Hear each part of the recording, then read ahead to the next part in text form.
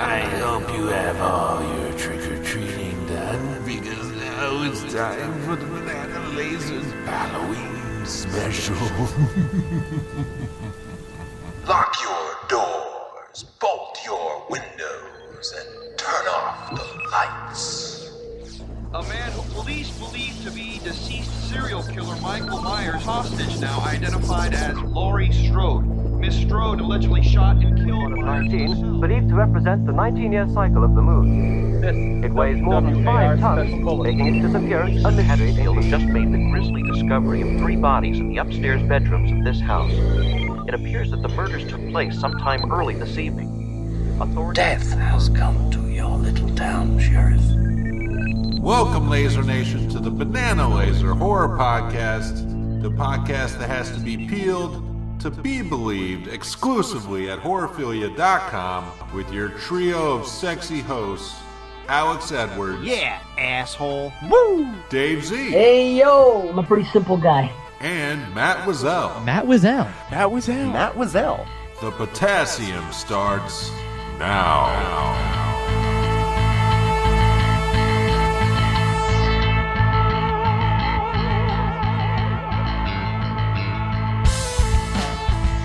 Stop, look, listen, it's BananaLaser. What's up, banana brains? It's BananaLaser. My name is Matt Wazell if you're nasty. Happy Halloween. But I'm not alone. With me is the guy who's always been my Big John, always been the Big John to my Little John, Dave Z. What the fuck is up, Dave Z? Evil does not die tonight, motherfuckers. Definitely does not die tonight. No. Gets the shit beat out of him, I think, but... I'm just happy to be here. You could beat the shit out of me and I'll still be happy. How's that? Okay. We'll probably beat something later. But we're not alone. We got one more person here with us, and he is my number one main babysitter. It's Alex Edwards. Wow, you quote that kid for me, man? Jesus Christ. I know how much you loved him. Oh, yeah, I love him. He's so witty. I just like in this movie that the nurse guy, he's like, oh, that's that little asshole kid from down the street. See? Yeah, asshole. See? Mm-hmm. All right, guys, so we're here. We're back. Halloween's always been a BananaLaser tradition, and this year we're back again. We've already reviewed Halloween 2018, and now we're back with Halloween Kills from 2021. Came out a year ago. It's kind of hard to believe it's already been a full year, and we're anticipating seeing the new film in theaters to end this trilogy, quadrilogy, whatever it is. Who knows? The requilogy, I don't know. But I wanted to kind of get your guys' opinion, or at least like put us back in the frame of mind of a year ago when I sat down and watched the like opening weekend. You know, I was enjoying the movie enough. It was pretty good. But I gotta tell you, by the end of that first watch, I was like, this movie sucked so much ass. I fucking walked out of the theater like they fucking blew it. Did you guys have any kind of knee-jerk reactions like that when the first time you saw it? Well, my tradition for these movies is, like for this year, for example, we have 11 tickets we bought, and we're all in a big row. So I kind of do this, it's like a party thing to me. So in that moment, I had a great time. I feel like I just pretty much enjoyed it in that first sitting in the theater, and everybody pretty much had mostly positive things to say. And I think that the weird thing about this movie that is like no other on earth, until I guess now it's going to be normal, but that you can now come home and watch it again. Mm-hmm. So then I came home and we immediately put it back on. So that's already a good sign. That means we liked it, you know. And my wife was obsessed with this movie. She saw this. This is not a joke. Like 4 or 5 times in like 10 days. Holy shit! Wow, really? It's like fucking Star Wars for her. Right? Has she ever done that for any other movie? No, she was just very in sync with this. She just really enjoyed something about it. I don't know what it was, but she really liked it.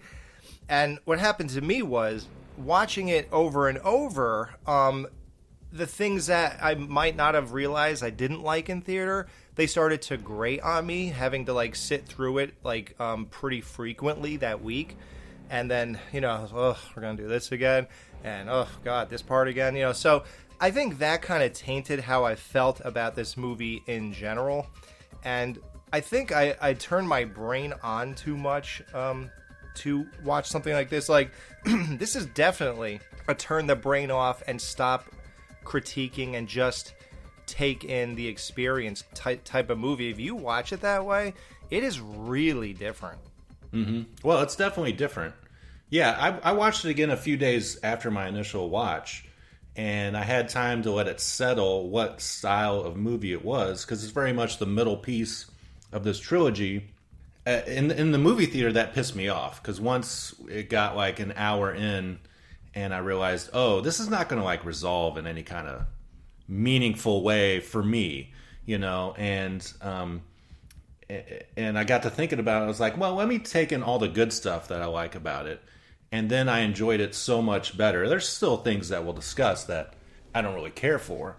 But, it was just, I never had such like a knee-jerk reaction to something I was anticipating so much, considering how much I liked the first one.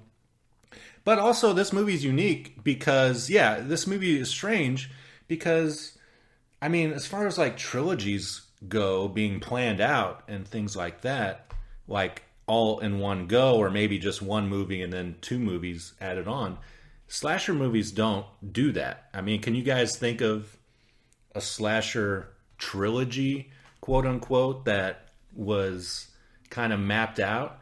Because this movie is very much like the center piece, it's The Empire Strikes Back, if nothing else. But that kind of thing to me works more in fantasy and stuff like that.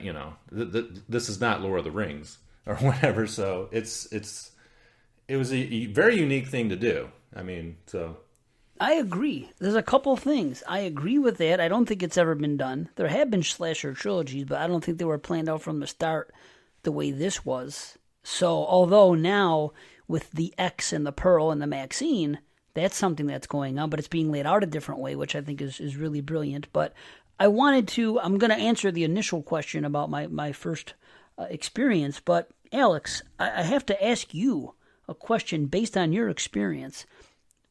Okay, was there a time when all this was going on with your wife in the first week? Were you like a little nervous that maybe you married Michael J?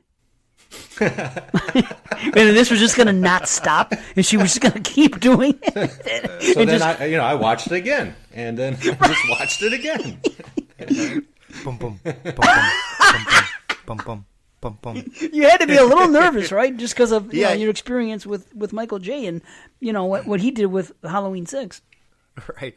I was taken back. I was like, I actually found it cute, and to me, it was like. It was cute to see her get so into something of mine. Now, don't get me wrong. Listen, she loves horror and Halloween, but she's 10 years younger than me, and she grew up in the Scream era. Like, she's like Dan with Scream. Like, that's everything, right? And everything else is an afterthought or whatever. So, the other reason this came... It joined our two worlds is because that girl who plays Lindsay is like a housewife now. And I remember Matt mentioned that in the Halloween 1 show, and that was big news when he said it. It was like, wow, really? And then now it's like everyone knows that. And when she was tapped to do this, it was like, oh, wow, that housewives, is she really going to do it? So that, believe it or not, meant a lot to her. Huh. Yeah, she cared about that, and she cool. was really thrilled. Yeah. So I was, more than anything, I was happy to see her be so into it, honestly. That makes sense, because it's something that you're into, and she's really... And now, if it would have been something like, The Princess Diaries 3 came out or something, that probably would have sucked. Oh, you're watching that again. Great. All right? That would be awful. So at least it's something that you're into. So back to the opening night and my first experience. First of all, I boycotted the theater for this movie. I was angry. I don't want to. I remember down that. the road. Yeah. Mm-hmm. Yeah, I was really disappointed because it was in the. I thought it would have been such a great thing for them to do during COVID, where they could have just like said, okay, this movie isn't going to come to the theater this year, but guess what? On Friday the 30th of October, we're going to freaking release Halloween Kills and with no, with they don't have to spend money that much for advertising. It would have been a legendary thing for them to do and just send it home for everybody to, even for a $20 rental, who cares? But say, hey, you're down, you can't go to the theaters. Rather than wait a year, we're going to make everybody's Halloween and say, hey, you know what? We're going to give everybody a nice gift. The second movie in this trilogy right now. Surprise, motherfuckers. But they didn't happen. I was disappointed. I didn't want to wait for the theater. I'm like, come on. It's going in that direction anyway. Why not? And then they come around to my line of thinking, and they end up doing it anyway. And I was like, son of a bitch. So I said, I'm never going to pay for this movie. And I still haven't. And so I watched it at home. And I got to tell you, two things happened. First of all, I was really into the open and everything else, and I had a full freaking fanboy hard-on when they went back to Halloween 1978. When they did those flashback scenes, I felt, I can't even tell you, I was so excited. I thought it was done perfectly, the look of it, the feel. I was like, wow, I love this. And then it kept getting gorier, and he was killing and doing stuff, and I was really having fun with just about every aspect of the movie. And then at the end of the movie, I remember sending a text to group text with Alex and Jamie and Jason and saying, man, I love that movie, but that was one of the worst fucking endings. I was so mad at the ass kicking scene and how he got up, and then I was really mad at the very thing with him coming to the window where the girl was. And I was like, how is any of this possible? I go, they dropped the ball so badly. But then I watched it a few days later a second time, and I pushed that aside. I said, let's just take it in. You were really excited. Let's just watch it now.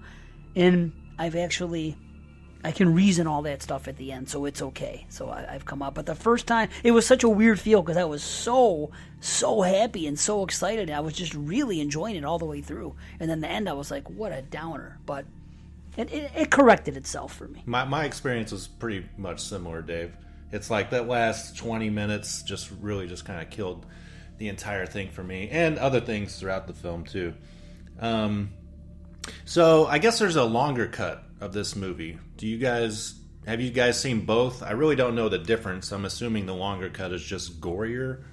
It adds scenes, and that's why I was excited about it may be gorier. I can't even tell you. Maybe Alex could tell you if it was gorier, but it did something that I was really happy that it did, because it added to the Lonnie Elam scene in the beginning, because I always hated that part. I was like, why is Michael all of a sudden there on the sidewalk walking towards him and now he's gone? Well, now they've added to it where he sees him before there and something else happens. And I can reason to it where, okay, that's just his imagination now. That's why he's really there and then gone. So why did you take that out? Because otherwise that scene's stupid.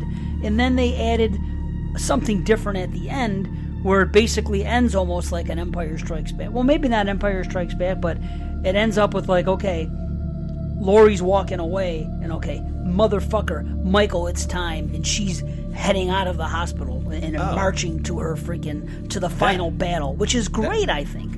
That's really, I still hate that. I can't stand it. You hate the fact that, well, listen though, she got so angry because of she's everything like, I'm that coming happened. for you, and then she's walking towards the camera, and I'm like, am I supposed to pump my fist at this? Because I don't know, it just seemed dull to me. Oh, wait a minute, is that the regular version? That's what I thought. No, you're right. That's extended because I just watched it. Yeah, it's extended. Okay, I thought so. What's weird about it?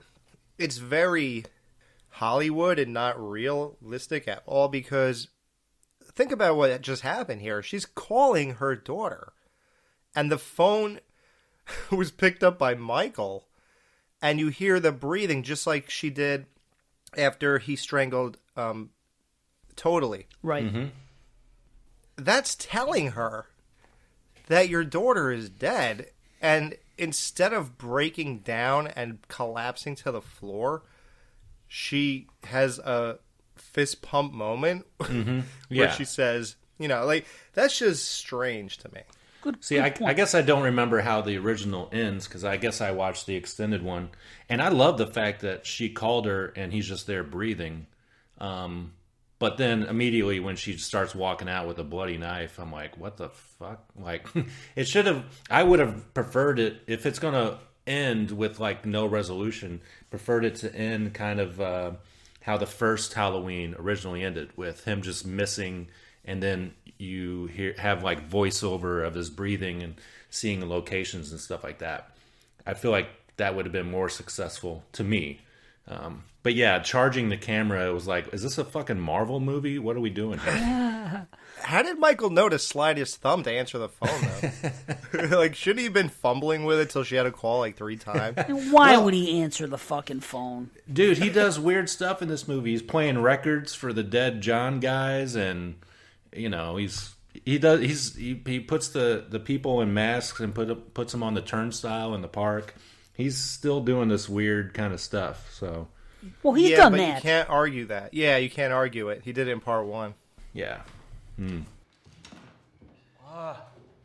Frank, Yeah. there's a dead dog in here. What? Nothing.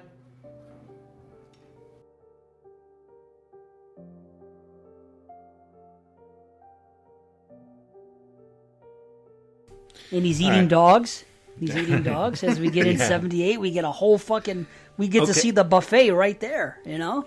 Yeah, so let's talk about this beginning. I definitely enjoyed it. I think it's maybe the best part of the movie, because the style of it, the way they recreate it, it elaborates on the ending of the first movie. The first time I watched this, I honestly forgot that Halloween 2 doesn't exist anymore, and I was confused as hell when they were in the Myers house and they're like, oh, there's a dead dog in here, you know. He's like, what? Nothing, you know. I'm like, wait, wasn't Loomis already here? And I fucking got so turned around. I know we're like horror nerds and we're doing a podcast, but isn't this confusing for other people too? Like, do people understand this shit? Like normos, you know, like Alex or Dave, if your wives didn't have you to tell you what the hell is going on, do normal people know this shit? I have no idea. I think it's known knowledge that it's well, all 3 of these are. I mean, I think that was like, because like when you go see the original Halloween 2018, it's all about how that is a direct sequel. So obviously this is the continuation of the same story, right? Yeah, but if you're a casual viewer, I don't know. It's probably no big deal. I don't really give a fuck about the casual horror fan, so it doesn't matter. Yeah, but I hear you. I never thought about that. This would have been something that we should have discussed for 2018. Like, when people went to see this, did they just think it was another... Well, they had to know it's Jamie Lee Curtis and it's Halloween. They're synonymous with one another. They know who Michael Myers is at this point, even normies. So, I mean, so be it. But it's like... I think when they went to the movies, they just probably thought it was another Halloween, and maybe they thought that she was in all of them. Who knows? And they just didn't think much past it. But I don't know. I wish we could have interviewed somebody that night, that just like going in and just to know their thoughts. We dropped the ball. You look normal. Right. Just like walk up to one and say, hey, could you tell me about your personal history with the Halloween franchise? And if they said, well, I know, Michael's in it and Jamie Lee Curtis is like, okay, you're just the one I want. Let me ask you a question. Yeah. Were you confused? Do you think Michael's head should be cut off still? And do you think Jamie should be dead still? And also put that can of mace down, because I'm friendly, I swear. Yeah. Hey, Normo, yeah. I used to know the guy. Michael, we were kids. Yeah? Was he one of those weirdo freaks who used to pluck the wings off butterflies when he was a kid? Not that I ever saw. He was Just killed his sister when he was 6 years old? Yeah. My mom used to make me go over to his house to play. She felt bad. But he would just spend the whole time staring out of his sister's bedroom window. I always remember thinking, what the hell was he looking at up there? I was looking at Haddonfield. A simple town where nothing exciting ever happens. Yeah. And one day, he just snapped. I kind of, it kind of more opens up this Hawkins character. You know, obviously he's the guy kind of that you follow in this opening part, and he ends up killing his co-worker by accident because he's so nervous or whatever, and it's all very exciting. And then it kind of made me think that the rest of the movie would focus more on him, or at least like his guilt about everything, and but it kind of doesn't. I guess maybe they're saving that shit for part 3. I guess I don't know, but maybe not. Maybe they'll just say fuck it. It was because here's the thing: when that happened, that ultimately led to the other regret about not killing Michael, right? Because he could have killed him. Oh, right, yeah. They go back to it later, yeah. Mm-hmm. I think. What does he regret more? Right, I know, right? Yeah. But I think that was the reason for that. That was the actual storyline. That was the more important aspect, I believe, that they were going to go for that because Loomis was about to kill him, and then he pushed him away and said no. And they had that discussion at the end with Laurie and him, and he's like, if we only knew then what we know now, or what they say. Which, damn it, I thought that scene, I defended it because I thought it would be brilliant.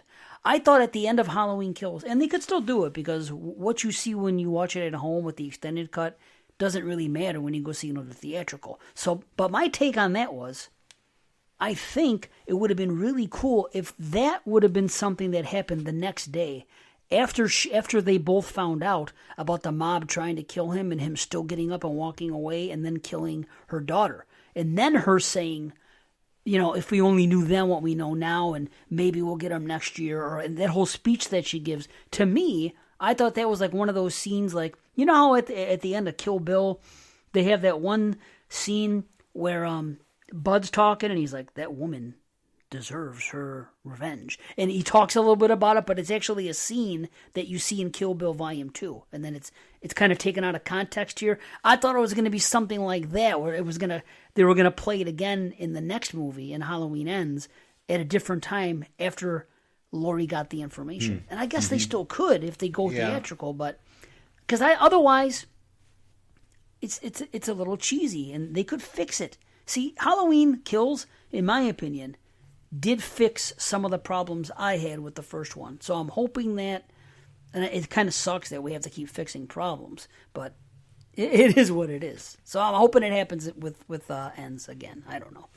All right. Well, I think the highlight of the flashback is after he shoots this guy, he goes, "Hawkins, you're a horrible shot." I just love how he shoots him, and then he misses the next 3 shots. Like, this fucking guy go to target practice or whatever the cops have to do every month. Right. Or whatever. Like, holy shit.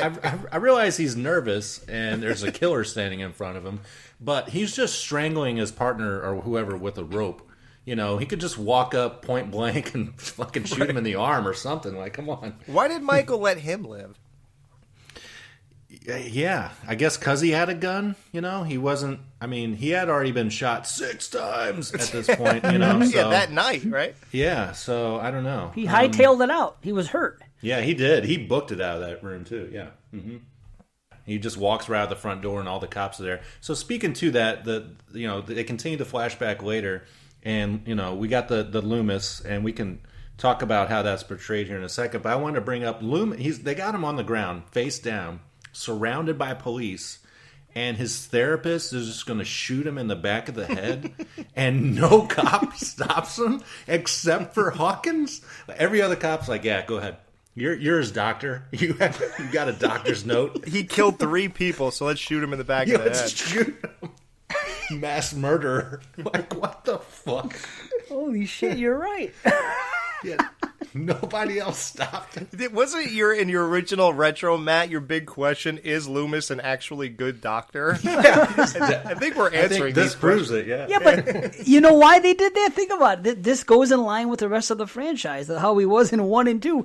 He runs the show. He's a fucking pimp. They all listen to him. He's like, go on, move. Everything. He bosses cops around. Hurry, go over there.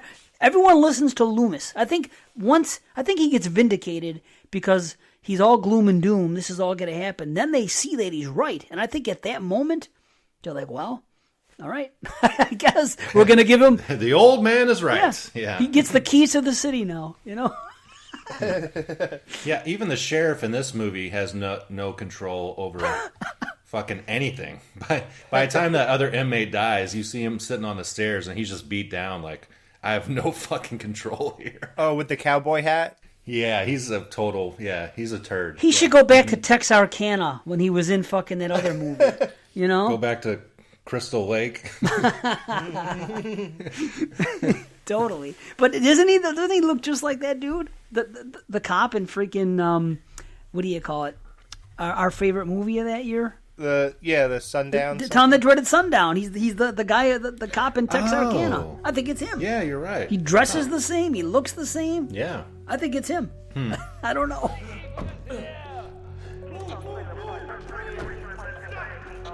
Michael, stay where you are. You got him, right? Please tell me we got him. We got him. Oh my God. Sorry.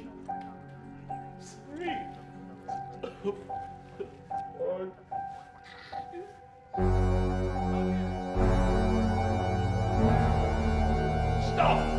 Michael, stay back! It's him. It's him. It's Michael Myers. Officer Hawkins, tell me, what happened in here? Tell me what happened. Did Michael kill? Did Michael kill again?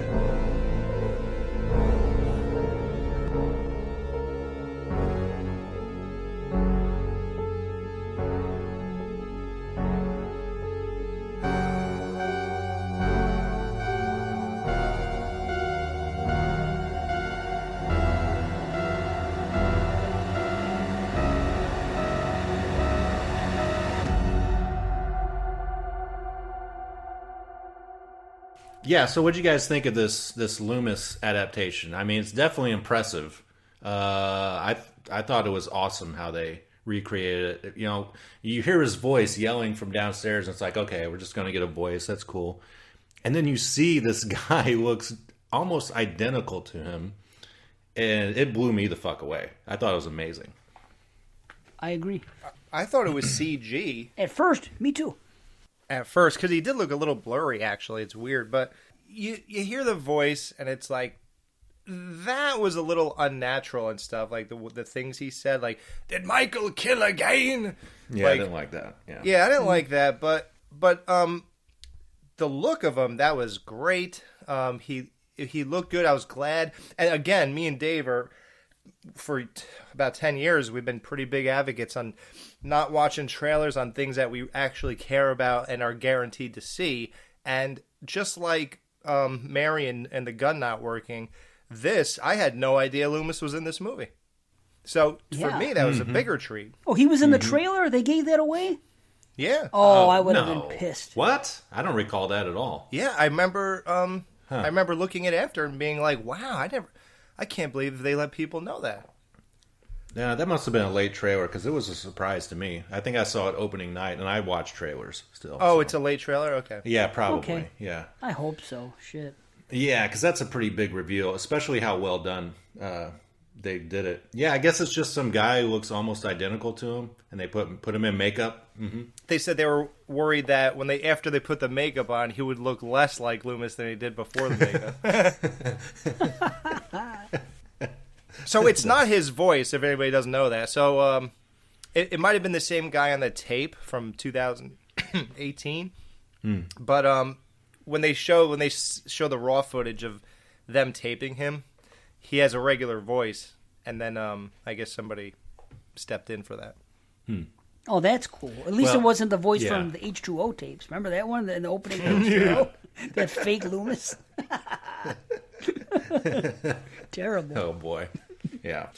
I love this whole opening. Thought it was, I kind of thought they might do something like this, and that always makes me nervous. But I feel like they succeeded pretty well. I mean, ultimately, doesn't do too much except for the Hawkins character, I guess, as far as story goes. It's more of a like, hey, you remember Halloween from '78? Here it is. Here's more of it, I guess. But that's still cool. But I just wish we got even more. Like, if you took out some of the slower parts in the rest of the film and maybe did like 20 more minutes of, still Halloween 78 and kind of did it like half Matt and just half. wants Halloween 1 again. He's like, man. fuck this movie. Well, you could just add on to it, like it was flesh great, out yeah. more of these cops and stuff. Yeah. And you can do more chasing and stuff like that and kind of pepper it through and tell like 2 stories at once, maybe. I don't know. How was that moment, though, when they first set eyes on the house? Were you not like, what are they doing? Like popping old footage into here? Like, oh, right, yeah. Was that not like a surreal moment for fans like us? Like to see that house and it had like the same camera, the film quality, and it had like the same exact lighting as Halloween 1 when they pulled up to the house, Loomis and Brackett, and they saw the dog and everything. It looked so weird. It almost looked fake, but that was legit. It was that they just filmed it fresh, new. Yeah, it was amazing. Yeah, if nothing else in this movie, they won with this, definitely.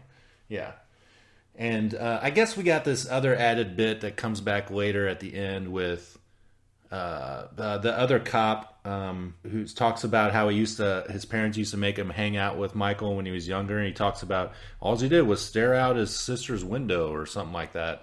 I don't know. I guess every movie tries to like give some kind of thing for Michael, whether it's he has a thorn tattoo on or some kind of motivation or something. But I don't know. It was just a thing to make him crazy, I guess. Yeah. And at the end, he just wanted to go back there and stand there. I don't know. Yeah, I think maybe they played that card a little too strong. But if it would have been left as simply. I used to go to the house and he would stare out the window. That makes sense for someone like Michael. But to keep going to that window, remember the woman looks at it, the guy's at it, little John's there or Big John, whichever one, and then what's her name looks at it from the street and sees little Michael in it, and then at the end she's in it. How many fucking times are we going to see this window? The fuck, enough. They play that hand way too fucking strong. Guys, did you get it yet? Did you get it? He's staring out the window. Did you get it? Yeah, exactly. Brutal. Yeah, and then they try to be all deep about it, and they're like, he's not looking out. Maybe he's looking at himself. And it's like, yeah, that's what mirrors are for, not windows. You don't look at yourself in a window. And also they up the before we get off this flashback, they up the amount of cops that are in town chasing after him. And the whole time rewatching it this time, I'm like, how the fuck is he getting away? There's no way Haddonfield is like this big. They barely have a hospital, and also, I mean, we've all worn like masks for Halloween and shit. This is the first time I've ever thought how difficult it is to get around while wearing a mask with just eye holes and seeing your peripheral vision. I'm like, Michael is a fucking hide and seek genius, apparently. That's what I was thinking. There's so many fucking cops. Don't be in a rush to stick it up your crack. BananaLaser will be right back. From the creators of the Fleshlight comes a new product just in time for Halloween. No more masturbating without holiday flair because Jack-Off Lantern is here. Just because you're alone doesn't mean that you can't celebrate Halloween. Put on a scary porn parody, dim the lights, and fire up the Jack-Off Lantern. Our scientists have made tremendous leaps in Jack-Off technology, with 3 distinct and unique holes for your penis, each with their own feel and moisture levels. Also, the sperm reservoir can hold up to 1 quart of fluid, which will limit disposal to twice a week maximum. And the best part is, when you aren't using Jack-Off Lantern, it makes the perfect decorative piece for your window or front porch, complete with a battery-operated candle to illuminate the spooky fuckholes. No one will be aware as they admire this jizz-filled Jack-Off Lantern. Listen to this user testimony. Halloween now lasts all year in my mom's basement, thanks to Jack-Off Lantern. There you have it, Jack-Off Lantern. Your Halloween just got sexier. Now available at Spanky's Halloween Spirit in Walmart. I think we kind of always talk about the opening credits. What did you guys think of this one with the flaming pumpkins coming at you? I loved it, man. with the music Yeah. and the flaming. Anytime there's a pumpkin at all in the opening of a Halloween movie, well, okay, not at all. I mean, they just cut up that one in part 5. So, okay, but a real, yeah. And I said this before: the 1 and 2 have the best intros, and the rest of them, nah. And now, the Ghost of Michael Myers, it came in, and I said that was one of the big things I said about Alex's movie. I said, man, at least he went back to the old school and put a freaking pumpkin there. It's better than all the other intros. You have this power of this pumpkin and this fucking iconic music. You use it. You don't freaking abandon it for fucking eerie fall scenes. I'm sorry, you just don't. Ooh, I wow! know. Most people praise Halloween. For I know, but but listen, for what that is, fine. But you honestly, you would rather see that landscape than the fucking Halloween music and something done with pumpkins. I mean, I love what they did in '78. Pardon me. I love what they did in 2018, and I loved what they did here. And they just upped it a little bit with the flaming pumpkins and the orchestral stuff, and all that shit. Mm-hmm. I don't know. I felt fucking. I know. I just fanboyed out to it. So I don't know. Mm-hmm. Alex, do you dig it? The newest one? Yeah. I'm kind of a loser. I didn't focus on that enough. Sorry. Well, when you went to see it at the theater the first time and that was the opener, you had to have thought something. I recall caring about the opener of 2018 because I saw the guy in the back with a bicycle pump blowing up that pumpkin. no, but like that was obviously that stuck out to me. This one, I do remember sitting down 2-3 days ago and watching this, and I do remember staring at this. I don't know. I think my mind was on something else at the moment. I didn't take it in for a proper evaluation on this show. I don't know. It was okay, I guess. I don't know. Did you think it's awesome, Matt? Yeah or no? I just kind of liked it. I didn't. I mean, I was still riding the high from that opener, and so I kind of wasn't really focused on it. I do like it, but I mean, I think 2018 is more unique, but it's still pretty good, and it's definitely up there as far as the openers go. So what are they going to do? Let's predict. What are they going to do for Halloween Ends for the opener? We've seen it inflated. We've seen them flying around, flaming. What else can you do with a pumpkin to make it really cool? So we got air, and then we got fire. So obviously H2O. H2O. Clearly, it's going to be thrown into a pool or something. Yeah, they're going to be swimming. It's going to be raining. Yeah. Wow. Something with water. Wow. Maybe like a tornado with fucking, instead of Sharknado, it would be fucking Pumpkin-nado. Or Mike-nado. Mike-nado, he said. Oh my god! That tornado's filled with Michael Myers. Wow. Interesting. I don't know. I guess we'll have to see. Yeah, since you mentioned the music, I thought the score for this one was even. I love the score, the new score, especially closer to the end, and I think it even improved upon the 2018 one. How do you guys feel about the score? Are you just indifferent, or you just rather have the old music, or? Well, I'm big on 2018. Yeah. So this is a step down, but I still think it's really good. Mm-hmm. I'm similar. I think I like 2018 a tad bit more, but I think they're both great. So this one to me just felt like a little more edgy, which I guess fits with like the brutality. Oh, yeah. That goes on in this movie, so maybe that's why I was digging it more. Either way, it's still really good. So I'm just happy that he's there doing it, honestly. Oh, man. That is cool. Yes. Yeah. Mm-hmm. Yeah. It's very cool. Yeah, hopefully he lives another 90 years or whatever and keeps at least doing this kind of stuff and telling people to fuck off during interviews and shit like that. He's great. It's like, hey, Mr. Carpenter, so Escape from New York was awesome, and so what happened to Escape from L.A.? Fuck you. That's great. John Carpenter, the legend. Yes. This film's been edited by assholes. We gotta make another skit for this, right? Well, it just so happens I got 10 pages right here. Oh, perfect. So then, yeah, after the credits, then we're still not reintroduced back to Lori and her family. We go to the open mic night, I guess, at this local bar where we're, I guess, reintroduced mostly. Yeah, pretty much every character we're introduced here, we at least saw in a previous film or whatever. You got Tommy Doyle, the hot chick, whatever her name is. Lindsay. Lindsay, yeah. Lonnie. And then Nurse Ratchet, what's her name?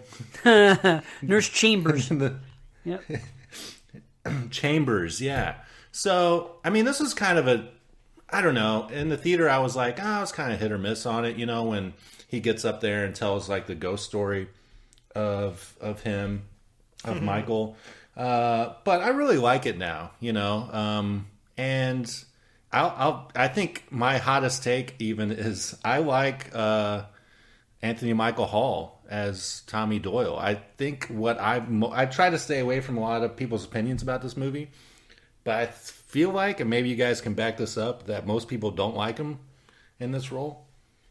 Yeah, I think they don't like him, and I do like him. You know what I think it is? Okay, good. I think that people don't like the whole Evil Dies Tonight thing, and the Evil Dies Tonight is most closely associated with him. With him. Yeah. Mm-hmm. So it's kind of like he's being unnecessarily dumped on by proxy, by association, I should say. And I don't know. I don't think it's fair, but I think he's good. Yeah. Right. Like, I just made a new meme of him saying Evil Dies Tonight, and it's Gary from Weird Science. So yeah, I guess I'm just as guilty. But I do like him. I think he's really into it. He's passionate. He brought what was necessary to the role, and there's that nostalgia because Weird Science is one of my favorite movies ever. So I keep, when I look at him, he doesn't really make me think of Gary. He's just so much older now. But I try to think of Gary and stuff like that, and I think of who he is. I try to keep tapping into that. But I'm cool with him. I think he's better than the other guy. What was his name? Rudd? Part 6. Yeah, Rudd. I think he played him like a fucking weirdo. Yeah, like, he was just a kook. Yeah. Right. This is better to me. Yeah, I wish after his ghost story, instead of saying, "This is for you, Lori," he would have said, "Give me the keys, Lisa! Give me the keys!" Man, what you talking about? Telephone, man. Goddamn, knows a telephone. Everybody. Lonnie, put me up to this shit. I'm not going to whistle for you. I'm going to tell you a story.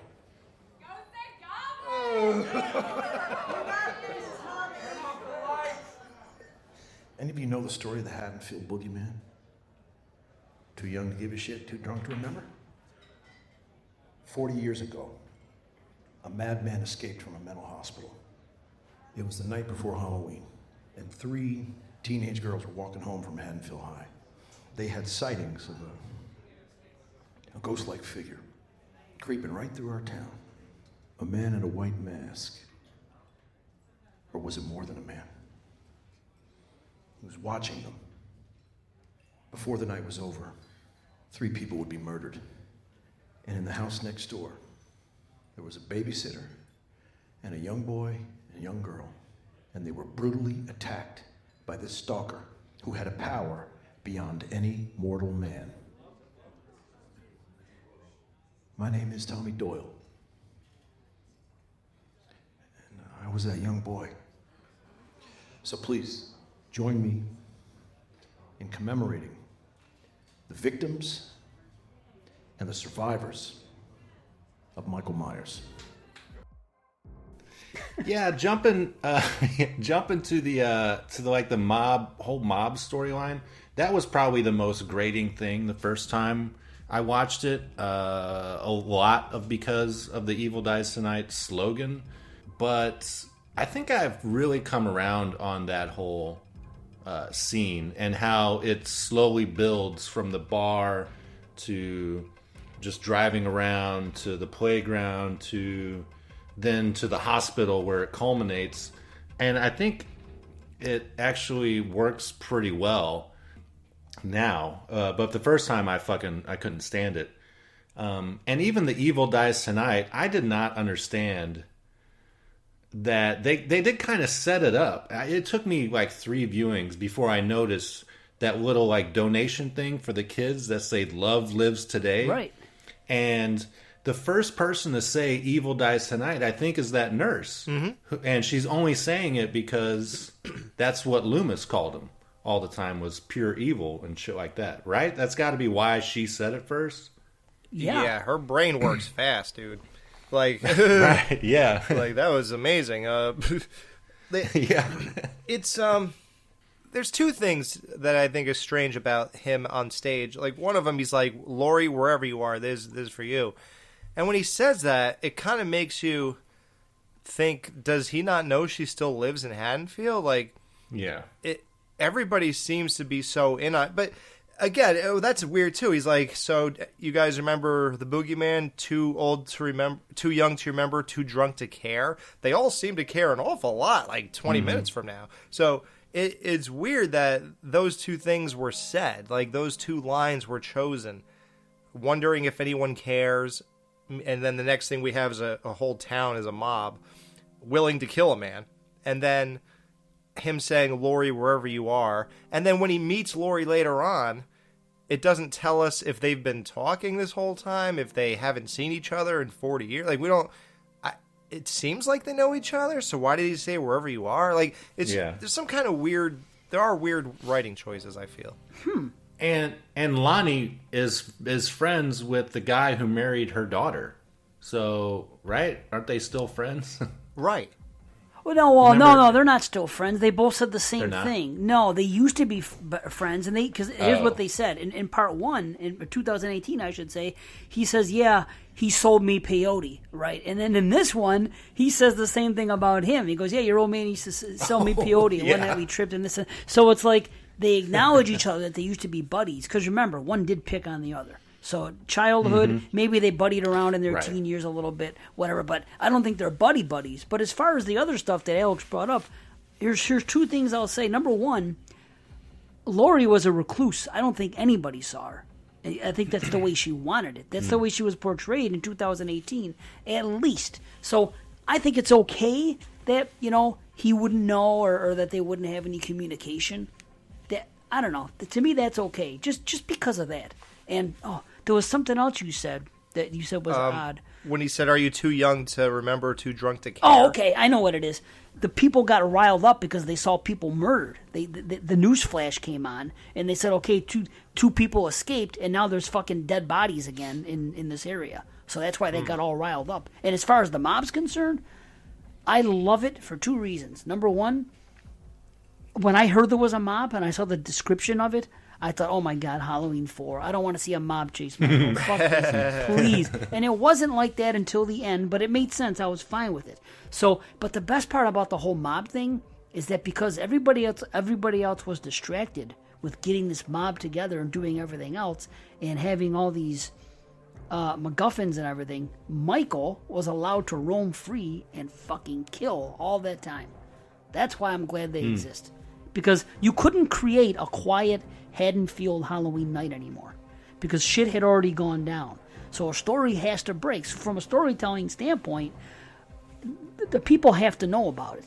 So when the public knows about it, he's not going to be able to go around kill people, out of, like he did in part 1, because no one knows he exists. Now they know he exists, but instead of knowing where he is, they think they know where he is. They're trying to find him and everything else. But in the meantime, the scent gets thrown off and he's allowed to do other shit.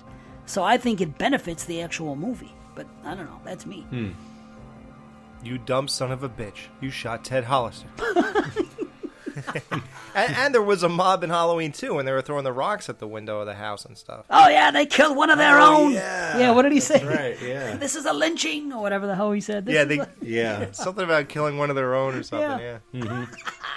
Yeah, it makes sense. Yeah, it's just it all gets, like you said, it all gets boiled down to this "Evil Dies Tonight" catchphrase that is just, and even if you love this movie, you got to admit it's like a little bit much, yeah. But people like stupid shit that way in real life. People love dumb chants. It makes sense. Yeah, people Yeah. get riled up. Yeah, and just look at any political person. Yeah, exactly. The Nurse Chambers. Well, I doubt she's still a nurse, but Miss Chambers. They're in like this little survivor clique or whatever.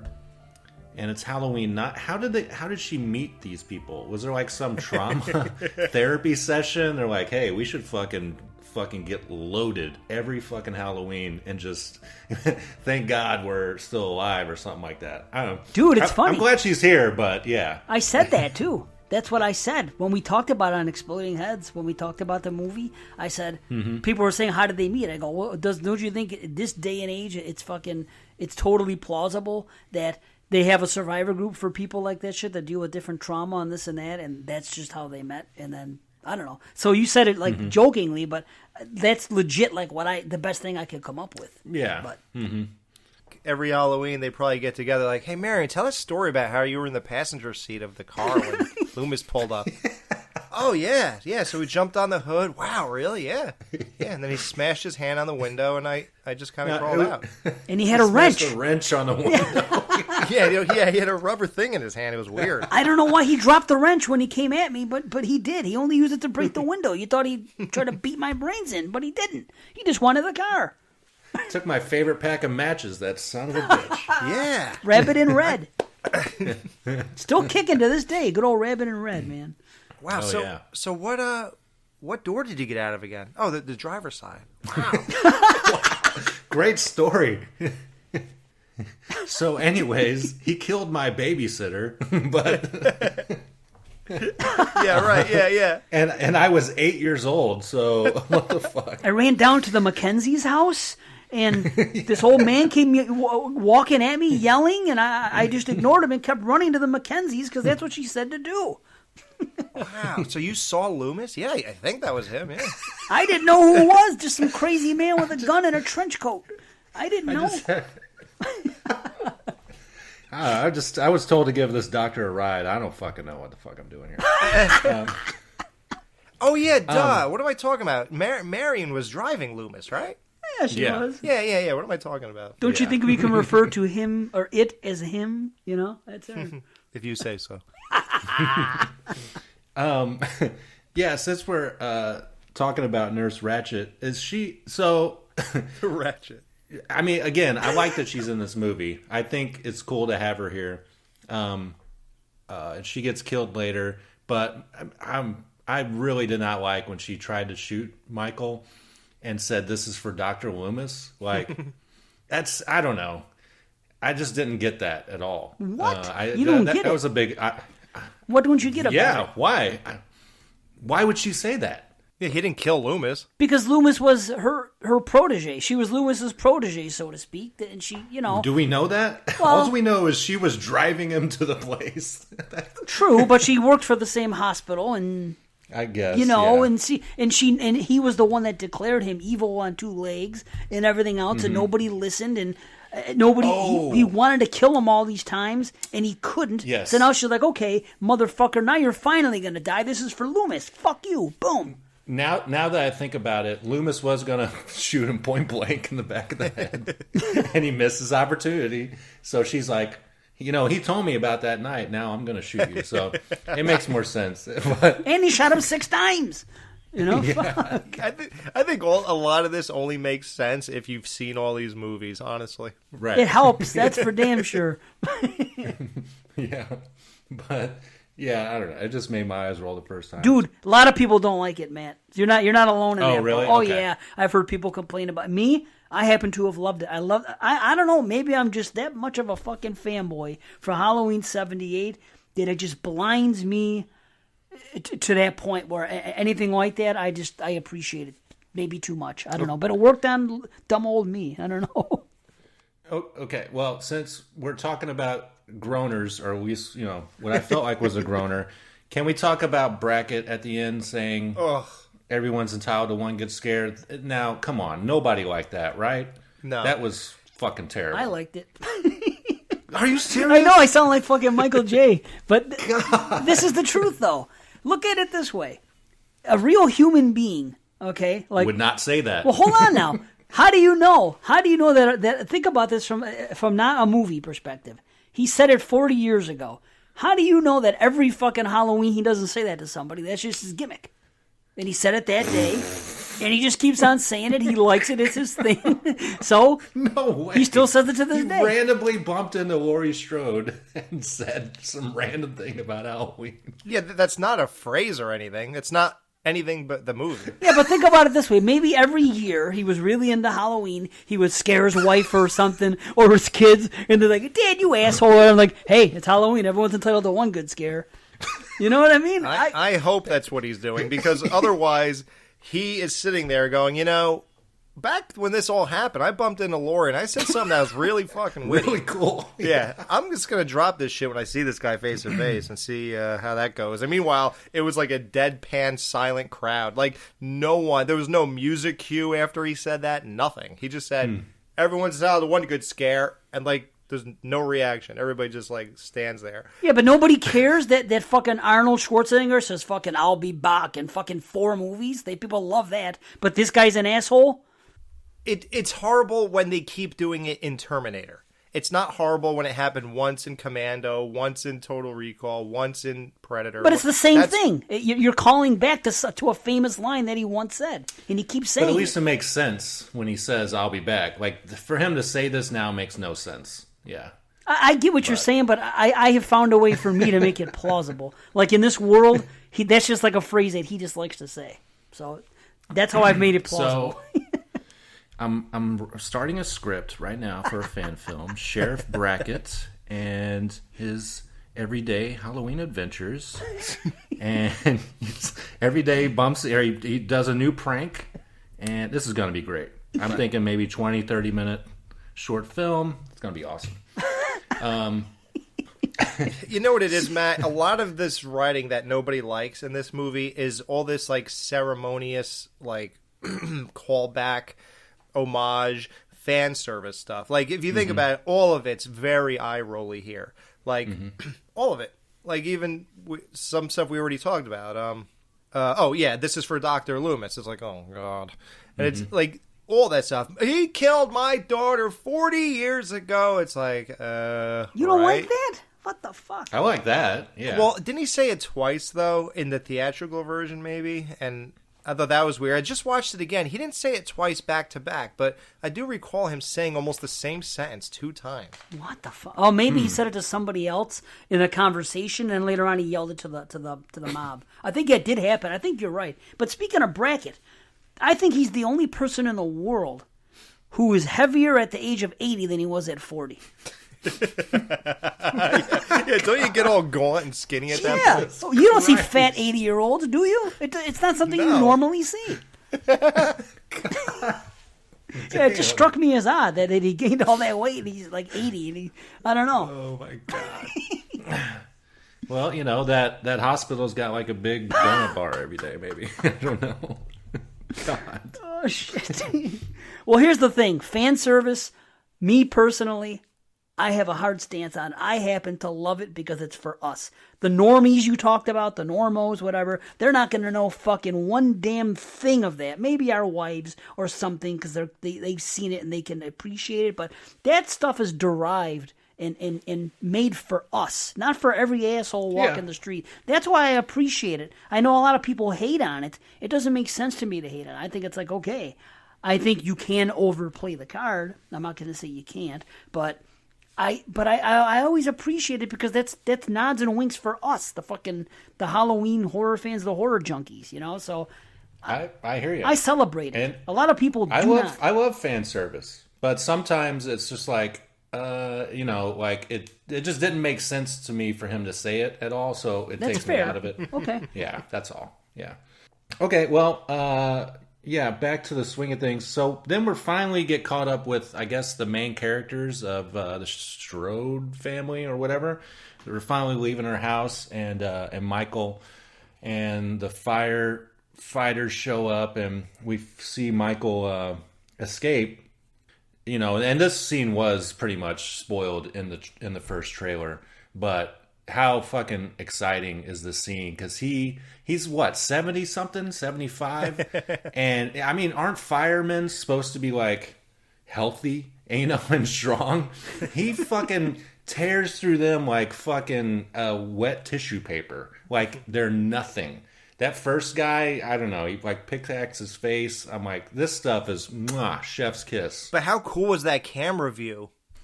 Oh, yes, yeah. Mm-hmm. The POV of the thing going in his face, because he has the whole hat on or whatever that is. Yeah. Mm-hmm. Yeah, this stuff is, if there's another thing to celebrate in this movie, it's the kills and the gore are definitely leveled up from the last film. Mm-hmm. Hey. And just a higher body count in general. We wanted it. It's called Halloween Kills, and he kills, man. Holy shit. I'm just now getting that. wait, know? So is his name Halloween now? It's like Bart Simpson calling Bruce Willis Die Hard. That's the part where Die Hard jumps in the window. Yeah. This is the part where Halloween stabs that guy in the neck. This is where Wall Street gets arrested. But hey, it's a slasher. You want good gory kills, and you got them. Shit, definitely delivered. Yeah. Mm-hmm. But yeah, how old is I mean, I know we've talked about this, but I always forget. He's mid-70s, right? So he was 6 and 63? Yes, yeah. So he's 21 and 78. This is still fucking 2018, mind you. It's the next night. It's the same night. That too. Oh, yeah. Right. So 21 plus 4. So he's 61. 61, 62. Yeah. Not so bad. Not so bad. I could kill people, and I just turned fucking 50. I could kill people in 11 years for sure. Oh, I can't wait to take that out of context. God, isolate that. I could kill people in 11 years for sure. Yeah, Jesus. I'm going to be capable is all I'm saying. I could, if I wanted to, I could walk around, you know, fuck people up with weapons and shit. It won't be that hard. If I want, I'm not going to, but I hope not. But hey, you never know, Dave. Yeah, at that point, man, fuck it, right? Yeah, you might be, yeah. I'll walk around talking like Loomis and shit, killing people. Once your daughter moves out of the house, man, you start to get bored, you know, like looking for new things. Yeah, I'll be like Loomis or the fucking Gravedigger. I'll be talking about him. I'll be walking around. Whatever happened to Loomis and the Gravedigger? That's what we should get in Halloween Ends. That's how Halloween Ends should end. We finally get fucking the story of Russellville explained. Imagine that. That'd be the best callback of all. Charlie Bones. I don't think they'll leave anything off the table because they haven't so far. Only character... The only character they haven't brought back is Ben Tramer, I think. Or Dick Baxter. Who's Dick Baxter? That's the one that she really liked, right, Alex? Right. Yeah. Oh, right. Oh, holy shit. How about this? How about Charlie Bones is actually what happened with him. He was fucking supernatural, and it got passed on to Michael, and it's going to connect in the end of it all. It's going to explain it all. How about that? Dude, you are Michael J. The Cult of Thorn. Hey, how wild is this? Michael is now almost the same age as Loomis in part 1. Loomis was 59 years old, and now Michael's 60. So he's going to be the Loomis to the teenage girl. She's going to become. The way they dropped the ball with fucking Jamie Lloyd, and you know, from part 4 going to 5, and instead of making her the killer, now they're going to take the granddaughter and they're going to make her become the killer, and Loomis and Michael's going to become the Loomis. That'd be fucking cool. Instead of saying Big John, Little John, they'd be like grandmother, granddaughter. Grandmother, granddaughter. I forget her name, so I called her granddaughter. What is her name? Granddaughter. I called her either Bonnie or Clyde in all my notes. I'm like, Bonnie and or Clyde. I don't give a fuck what your names are. You know, and that's another thing, too. We're continuing 2018, where we primarily followed a lot of, you know, youths. And in this movie, it's all about, you know, people our age, people 20 years older than us. It's almost has nothing to do with kids. I mean, there's some kids in it, but I thought that was an interesting thing because, again, like making a slasher trilogy, most slashers aren't about where the victims are adults, so that's kind of unique. Well, Matt, just hearing your Halloween 2 retro, you were very adamant about how you were not thrilled that Laurie was clipped at the wings and just hung out in a hospital for the duration of that movie. So how do you feel that they took the same exact route here, and instead now those, like you said, middle-aged dudes are your vehicle? Well, plainly, I'll say the hospital stuff is the worst part of this movie. There's lots of interesting conversations and stuff between, I think, Laurie and Hawkins about the nature of Michael and things like that. But if there's times when I want to fast forward through this film, it's pretty much anything in the hospital dealing with Laurie Strode. I just don't. She's almost a non-part of this movie, and I kind of wish she was just like in a coma through the whole movie and then woke up at the end, to be quite honest. I love Jamie Lee Curtis, but if they're not going to have her do anything, I don't know. It makes sense. You can't not have her in this movie. Of course not. That would be much, much worse.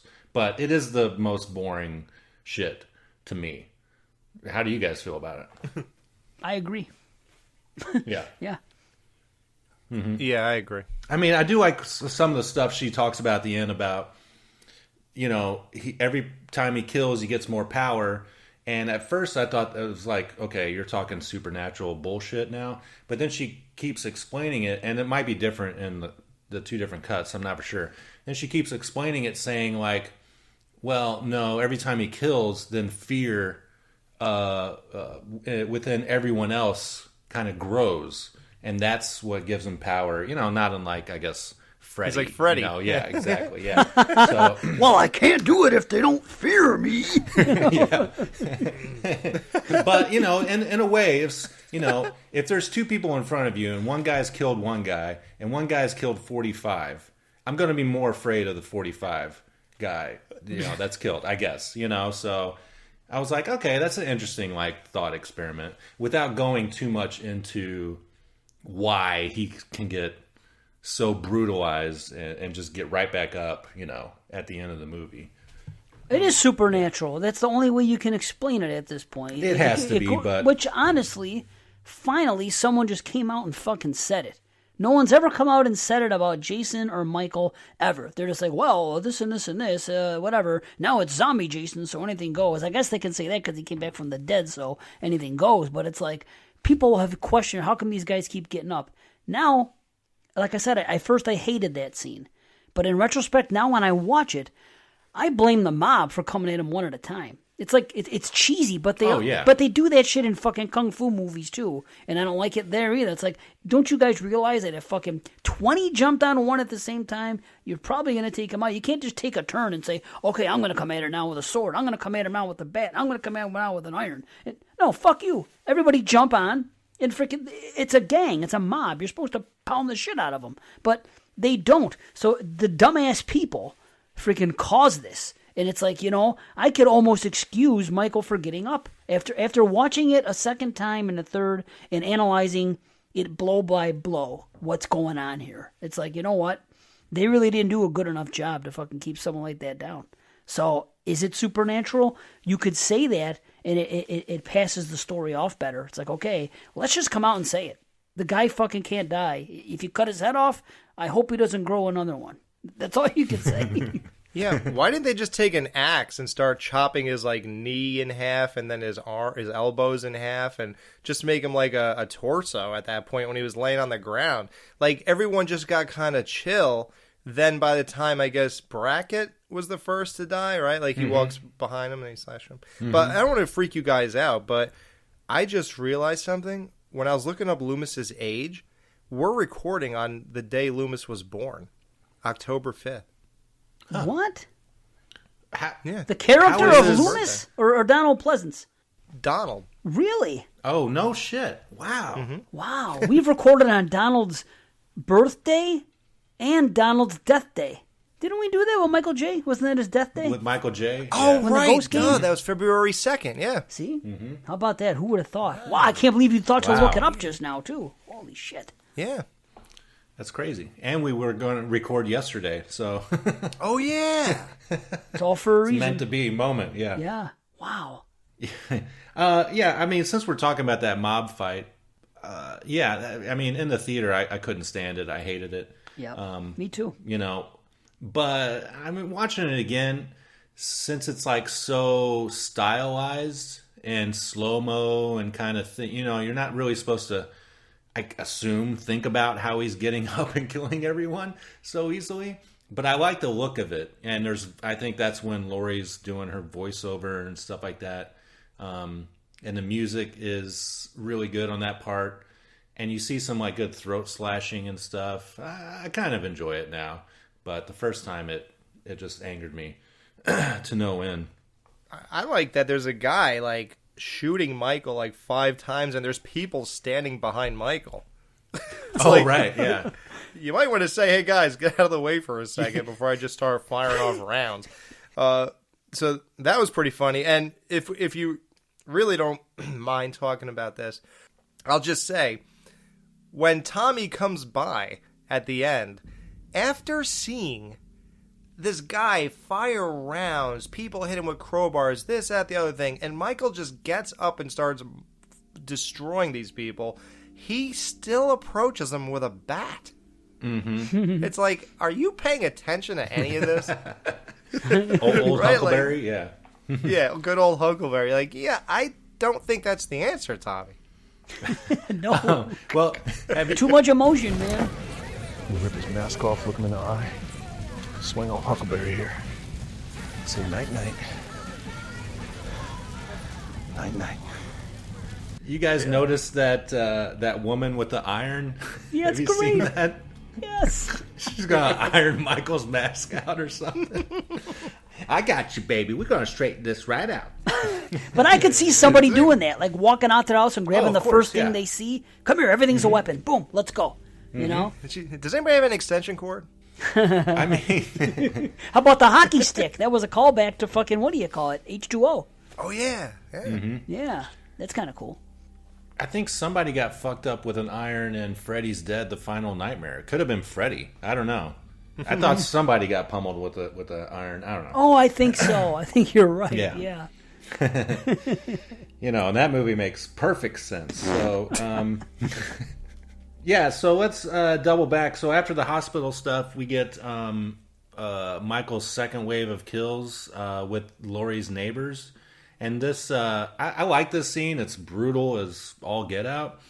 And I like these, like, weird actors that they got. With this movie and the previous one, I guess the director and casting director and whoever, I mean, he puts weird, unique, kind of interesting people in roles, even if they're just there to get killed. You know, they weren't like just totally plain or anything. Did you guys like these characters? Was the black lady the one in the graveyard in 2018? What? What? Was that her? Really? Holy shit. Another callback? Oh my god. That'd I mean, be- if so, that's genius. I That'd be love cool. Remember, she was like looking around, like, "What the hell?" When that guy was describing Judith's death when he was sitting at the tombstone. it. Huh. Damn. Dude. Oh, wow. That's wild, man. Holy Yeah, shit. I thought that was her. Well, I'll look it up while you're talking. that's great. Well, yeah. I thought she was kind of like a black Mrs. Elrod. That's what I liked about it. Oh, yeah. Mm-hmm. Yeah, she wasn't making a sandwich, though. She's flying a drone. Yeah. They're like the Elrods, those two, in a way. Just this couple, and they're just in their house by themselves doing their thing on Halloween night and whatever, something like that. But yeah, it's almost, you know what they're doing, Matt? It's almost like they're doing like, and this happens all the time with these two franchises, with Friday and Halloween. It seems like Friday is kind of known for its like quirky characters, these random people that and things happen to them. It seems like Halloween is, taking a page from that book in this go around, where they're having these rando freaking quirky folks. So I dig it. Yeah, like That Friday is her. 5. Yeah. Oh, no shit. Wow. Yeah, that's her. Some bitch. they dropped more F-bombs than if they were in, like, Rob Zombie's movie. Like, that was weird. Like, they're not wholesome at all. That was... No, and they don't have kids or anything. You know, they're just some crazy couple living out, you know, out in the middle of nowhere or whatever, having a good old time with a drone inside the house. Like, what the fuck? Probably and all the husband, he's so funny when he sees Michael, screams, slams the door. It's like, there's a, I forget what he says, but big ass motherfucker in like a monster. Oh, there's a mask or monster. something. Yeah, so good. Like, he had me cracking up. And their kills are, again, phenomenal. So much blood. The moment when he after he stabs the husband and he pulls that fluorescent bulb down. Oh, have you guys ever broken one of those in your hand? I thought the whole thing would shatter. No, Do they stay in a piece like that? Yeah, they snap in half and they do all kinds of shit. I've seen like wrestlers shit. fucking get thrown in backyard wrestling a lot. They do shit like Oh, I that. guess, yeah. Yeah, they bash them over people's heads and they sometimes stay in half. Here's one thing though about the extended cut. I believe, now I've only seen it once and it was for this show, but I believe that the husband's kill in that movie in the extended cut is extended because I don't recall it. Maybe it just blew me away more this time than other times. But he pulled him over there to this someplace and right in front of his wife, just kept stabbing him over and over again like 10 times. Did he do that in the theatrical? I don't remember. Yes. Oh, he did. Okay. I remember feeling uneasy about it. Like, even, of course, I'm not sensitive to anything, but at the same time, it felt like a bit much to me. But I guess you got to think about it like it seemed over gratuitous. Just the same way I felt when I saw the nudity in the Friday the 13th remake. Like, that was like a little too much. Like, it was almost, I don't know, but I felt the same way watching both things. I guess what's happening is Michael is seeing which knife stabs through him the best or something, and then he went and took that one. But that didn't make sense because the last one he just picked up and then use that. Maybe he just looked at them all and then put it through him. If he didn't like it, then he picked the next one. I don't know. Maybe he's just having fun.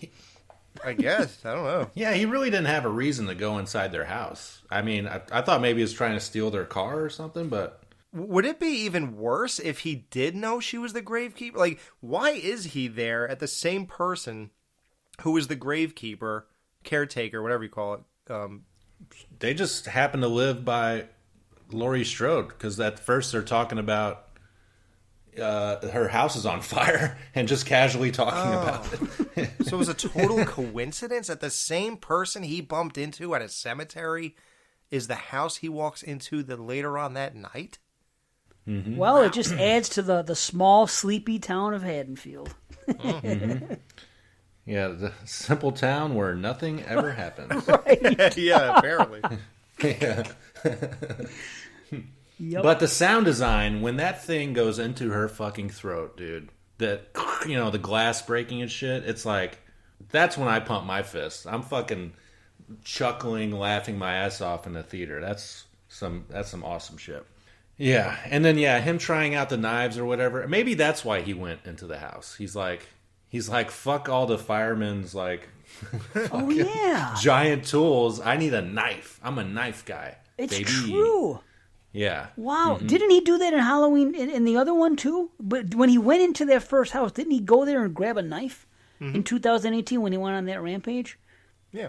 So it's just smart. He just, well, you know why? Again, it's a callback if you think about it. That's exactly what he did in 1978. Went into the granted it was his own house, but still, walked into his house, pulled open a freaking drawer and grabbed the knife, went up and killed. So he goes into a house and he grabs a knife. He did it to Miss Elrod. Right. Same with 1981. That's true. Halloween too. Yeah. Wow.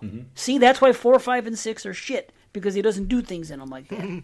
They abandon that stuff, and now they do it here, and people are going to say, oh, well, it's too much fan service. But in this case, this is more subtle. This is the best type of fan service. We can pick up on it by talking about it,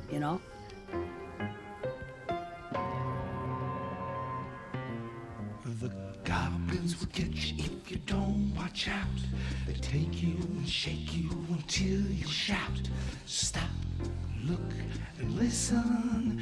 It's Halloween.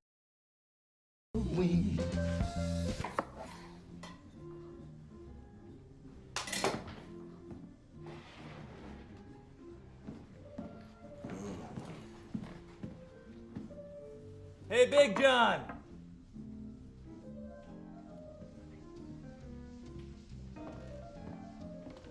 Hey, Big John.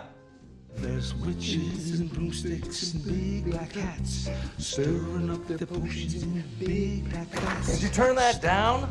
Look, Christ. Little John, I thought we were gonna watch a movie. No. Fuck that. It's Halloween. Pulled some old spooky records. I want to get high and dance. It's tempting. Yeah, so then I think it's around this time we're introduced to the new tenants of Myers' house, Big John and Little John. These guys, and we got that song I was singing at the beginning, which I love and is now on all of my Halloween playlists. Oh, it's great.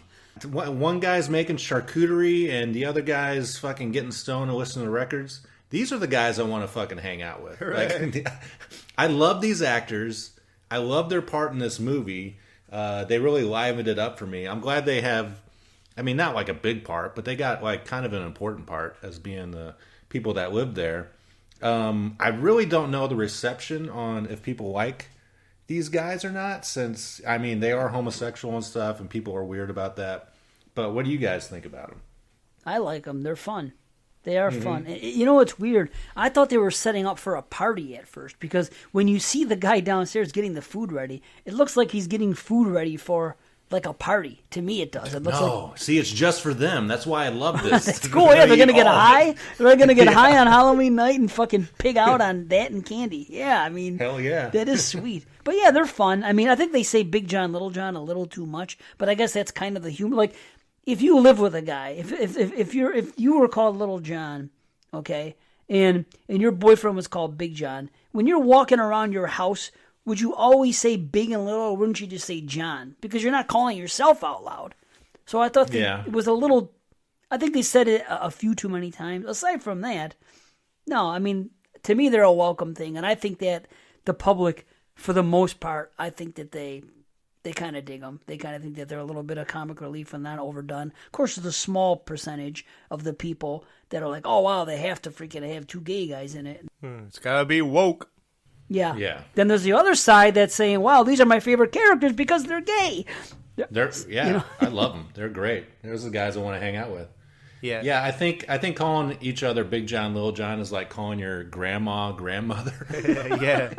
Nobody would ever do it. Yeah, I like them, and I always like their segment. You know what I love about it? The way that house makes me feel. Like the colors. Like the walls are totally green or they're totally something else. Like the house has such a interesting look to it that has a lot of thought put into it and is very cozy looking. And the way they're dressed and the music and just everything, the way they act, I love how they portray gay people. Actually, they don't do what people see as annoying, like where it's always got to be in your face kind of thing. Like these are, I actually do know a few gay people, and this is more how they act. Right. Exactly. Mm-hmm. Yeah. And I love Little John. Like, you guys know who he is, right? From, like, what was it, SNL or Mad TV? He plays that little kid. Oh. You know, with the high voice? I don't know. Oh, the taller guy. Oh, you're right. Yeah. He's like, hi, like, yeah. I forgot it. I kind of remember that. Mm. Yeah, look him up. Look up his name and then type in SNL, and you'll know exactly who this guy is. He's hilarious.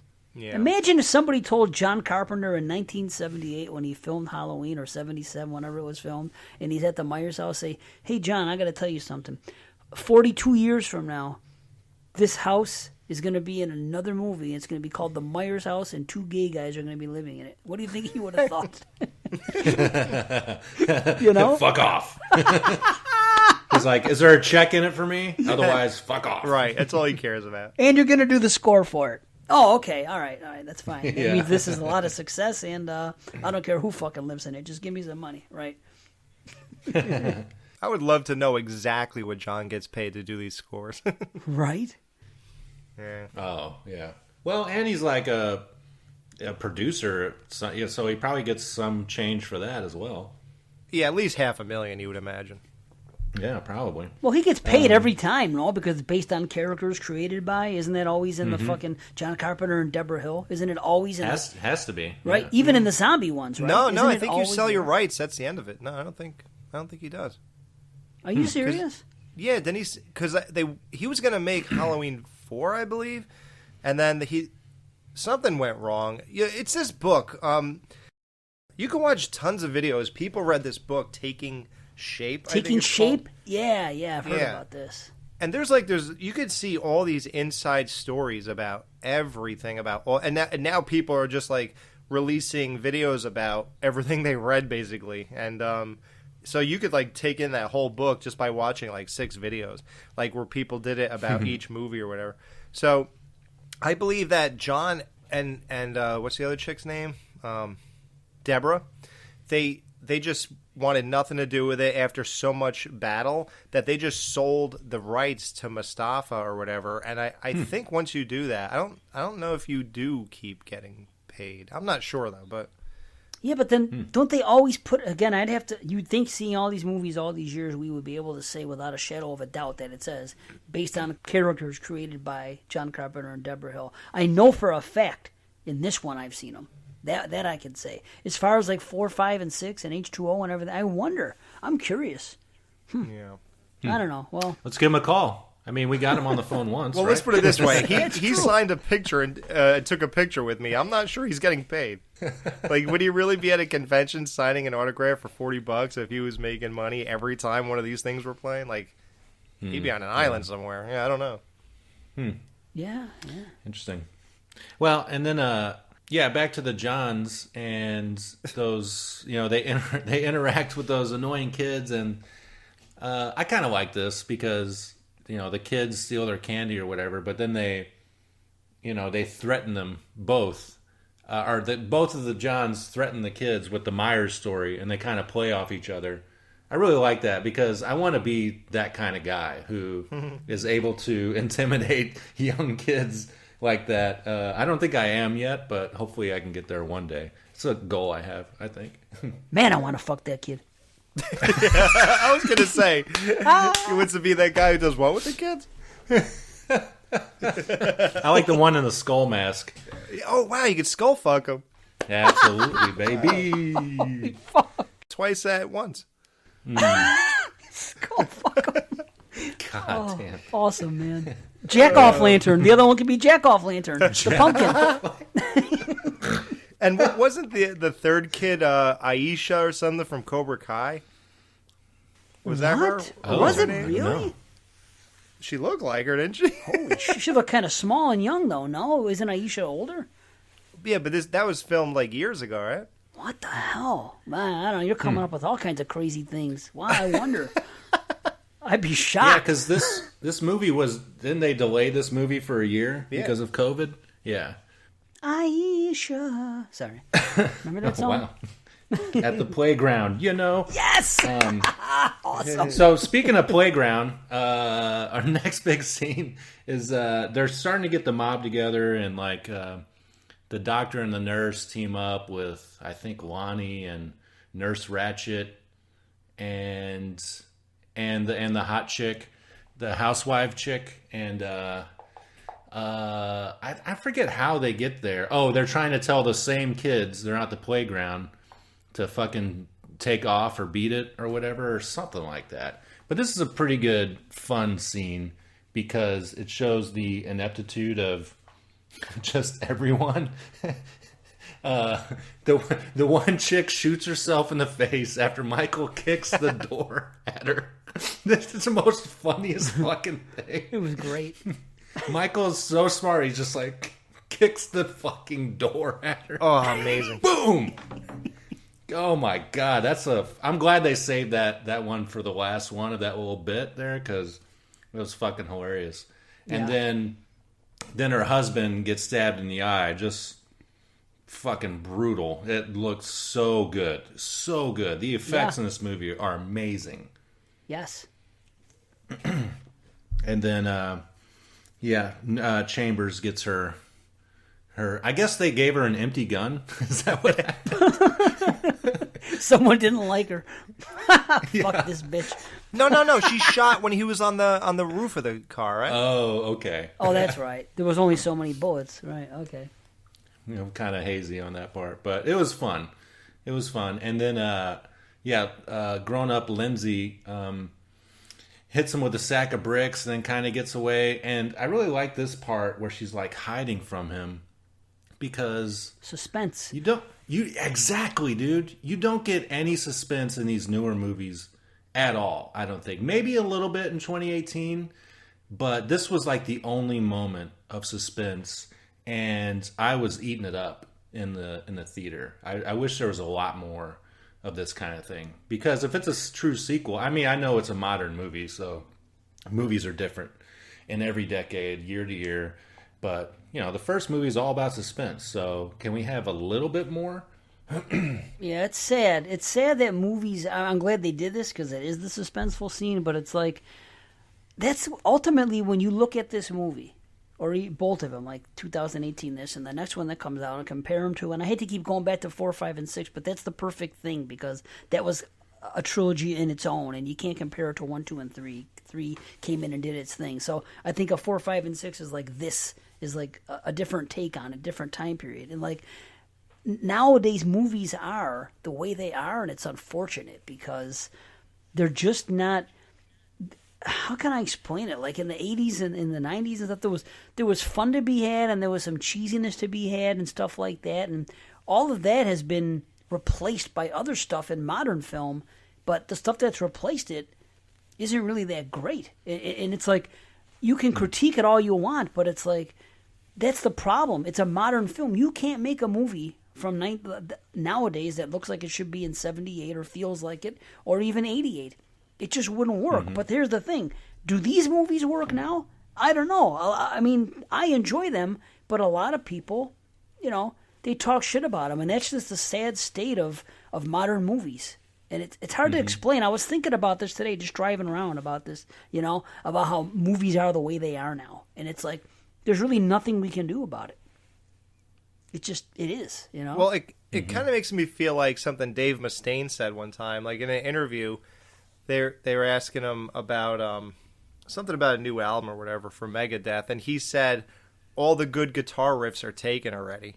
He said, oh no, they're gone. They're long gone. He goes, we've been at this for freaking 40, 45, whatever band you want to start with, whether it be Black Sabbath, whatever. He goes, yeah, all the good guitar riffs are taken. So it's almost like, that we're not going to get the good guitar riffs anymore. So it's like, so what do you do now? It's like, even in music, like what are you going to do with these drums and guitar and whatever that hasn't been done before? It's a new sensibility is what it is these days. And I guess the big question is, why can't they capture what made those movies great when they did their sensibility today doing yours? Why can't we still get that charm and that greatness and that rewatch factor? I think, this one, again, this is a turn your brain off. I had a weird experience with this movie. Like, if anybody heard my solo Skeleton Crew Bare Bones show, you would know that I kind of was pretty cynical. Probably like the 4th time I watched it that week or whatever. By that time, I was just becoming irritated with certain things. So in preparing for this, I watched another review because I noticed I didn't watch anybody's reviews except for my friends. I heard, Dave's and whoever else, but nothing else really. Like none of the famous people who do like videos on YouTube. So I watched this one guy's, and he went really into it. This is like an hour-long video review, and he just like ripped it apart, basically saying a lot of the things I said on mine. I turned it off, and I'm thinking, yeah, I'm just gonna say what this movie really is again, like I did last time, but this time I'll have other people to bounce off of. So then, by the time 2 days later, when I sat down to watch this, I was kind of exhausted thinking that way. I was kind of exhausted being like a hater and being like cynical, and I just was tired mentally of it. So when I sat down, I actually just said, I'm going to do something different. I'm just going to take notes on what happened and not exactly write down everything they did wrong. As I did this, I watched it that way. and I actually turned off everything that you could nitpick. I didn't even care what I thought about Loomis as kill again and all that stuff. I didn't even care anymore, and it didn't bother me when they approached the vehicle and saw the mental patient drove off and crashed in somewhere else. And like, we know that's not Michael, so what is the suspense exactly? It's not our suspense. You're just wasting my time. And that didn't even bother me. Then in the hospital, chasing the guy later on, like, that used to grate on me, having to sit through that again. And this time, I just took it in and said, let me just see this as they lived it in the movie and just take it for what it is and stop being so critiquing about everything. And I gotta say, I enjoy this like 100 times more. And I'm wondering, is it us who's making these movies not great? Are they great? And we're just not seeing them the right way because we're so attached to something from the past? I think they are very good, but the thing is, they're still different. They're great for different reasons. It's like, bravo to you, Alex, because that is awesome to hear, and that is a similar thing that happened to me the last time I watched Rob Zombie's Halloween. And what I'm going to say is this, and I said this on Exploding Heads when we did the retro, but ever since then I've enjoyed it more and more. And the key to me was I just pretended Halloween 1978 never existed. Right. I turned on the TV, and I didn't think about a comparison. I didn't think about Michael Myers or anything else in that thing. And I just took the movie for what it was and pretend. And ever since I started doing that and I changed my mentality going into it, that movie has done nothing but go up for me. That's all I had to do. It was just me, just similar to what you did. You just said, I'm just going to sit down and take it for what it is and not think about anything but what's presented in front of me. I'm not thinking about the mistakes, nothing. Right. Go with the flow. Right. I just went with the flow, and man, it was a great watch. I was excited to come on here. I was like, wow. I bet you Dave thinks I'm just going to do what I did on Bare Bones, but... I did, yeah. Yeah, I know. And I was and like, Matt's kind of doing it a little bit, but I mean, it's not funny. like you Matt were. took my place. Oh, not to the extreme. No, I'm but, just kidding. But still, but I hear you. Matt's kind of been a little bit of the voice of dissent, more so for the three of us. But that's right. But that's okay. He's not like shitting on it by any means, and No. you weren't either. Mm-mm. I'll say that you guys both still have a respect for it, and enough of the franchise that even if you hated it, you would still have fun with it because it's Halloween. And just like us, Yeah, I mean, it's not Resurrection. Don't get me wrong. I mean, I can't say a good word about fucking Colon Resurrectum. Can I? No, that's not going to change. No. Right. But see, there you go. I guess I did open the podcast saying this movie sucks. Yeah, you did, right? And I was like, oh no. I didn't mean it like that. I was just trying to give my point of view on what I felt the first night, but now I feel completely different about it. But that is the problem that I was going into it that night. Is like I had expectations. I'm also used to hearing a million reviews about things. I'm trying not to do that kind of stuff anymore. And so there's, with the internet and even what we're doing right here, it's just a different expectation. But like you said, Alex, there's only so many riffs. There's only like so many stories you can actually tell. And it's just how you tell it. So there's only so many tricks in the bag. So yeah, we might as well have a good time with what's left. Yeah, exactly. Yeah. Yeah, man. Right. and of course, some are going to do it better than others. But yeah, overall, I mean, we've complimented this movie on a lot of things: the music, the look, the actors, the characters, the kills. Yeah, we did. Yeah, so it's definitely more positive. But yeah. How do we? Oh, we started talking about suspense. Yeah, I was like, how do we get on this? Yeah. But yeah, I mean, that moment did make me think, shit, I wish there was more suspense in this movie. But again, I was comparing it to 1978, Right. So it's tough to do. How you doing? How's your mom? How's Lori? Is she okay? She's okay. She's fine. She's with Lonnie and Cameron. No, but he's coming here. She's not supposed to be He's with coming them. here. How do you know that? All right, secure a perimeter. Hospital's on lockdown. All right, listen, folks. Listen, folks, please. The boogeyman is at large. He's got no choice but to emerge. He is an apex predator. When he surfaces, there will be no pause. There will be no empathy. This ends when Michael is dead. Michael Myers will be executed tonight, and it will not go without witness. We need all of you Evil dies tonight! Evil dies tonight! All right, everybody, calm down. The sheriff's department No, Sheriff, we will not calm down. We have watched your department fail. Fail tonight. This is Haddonfield. This is our town. He killed my daughter 40 years ago and desecrated her body. Evil dies tonight. God damn it, Brackett. I am the law. Tommy Doyle and whoever he's with, I forget who all he's with, but I guess the mob is starting to grow. They find Lindsay and she's hurt, so they're going to take her back to the hospital. And at this point in the movie, Tommy's already been throughout town just yelling at people in the streets, which, I guess that's how you get a mob going. It seemed plausible to me this time, so... it wasn't just a bunch of rednecks at a bar, like in part 4. Right. A bunch of beer bellies running around town. Yeah. Right. No way, the phone just keeps ringing. Not no way, not no how. Let's go.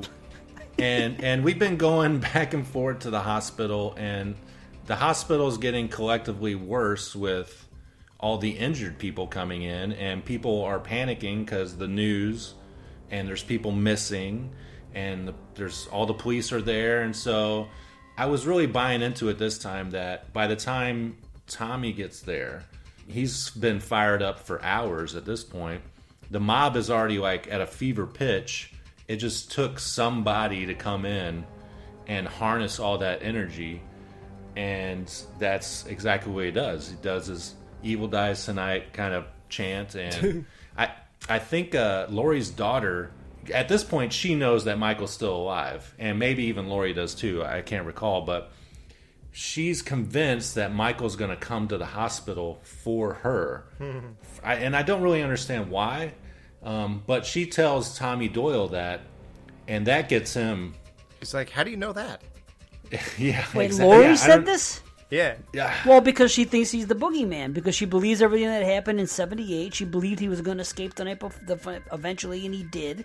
So she still bought into all that shit. And believe me, Loomis didn't make it any easier when he agreed. As a matter of fact, it was. So in her mind, this guy's fucking evil. He's got whatever it is, and he's coming for her. Well, no, Sartain perpetuated it by bringing him to her house, which is great. Which they fucking righted the wrongs of 2018. They said that in this one instead of making it, because that was the biggest complaint people had. Well, how come they just so happened to? And then it's clearly explained when Allison says it. No, it didn't just so happen. Sartain fucking, like you said, he perpetuated this. It was wheels in motion. Dr. Satan. So Laurie says that to her daughter, and then she's just also oddly, I guess because her husband was murdered and whatnot, just having a bad day. And I got peanut butter on my penis. She's convinced that Michael's going to come to the hospital, I guess, as well. Tells Tommy that, and then that's when this poor bastard. I feel so bad for this guy who all he does is trying to figure out life now after he was in a weird bus crash.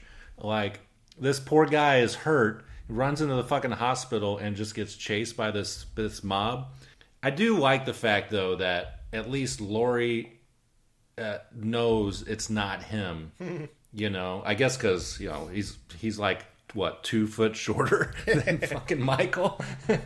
And they are actively trying to stop the mob. But at this point, there's just no stopping them. Well, you know why, right, Matt? Why? Because Michael is an apex predator. Wait, no, he also says, at some point he says, the boogeyman is at large. Wow, dude. Well, he He's got fucking that. Paul Revere, yeah. Well, again, the whole boogeyman thing. He was talking about the boogeyman when he was fucking 6 years old in '78. Mm-hmm. So yeah. they got He's that gonna mentality. get you. He's gonna get you. Yeah. Right. Mm-hmm. Poor bastard. When he eventually, I guess he just jumps, right? Because everyone's chasing him. He jumps off the building. And his death is like...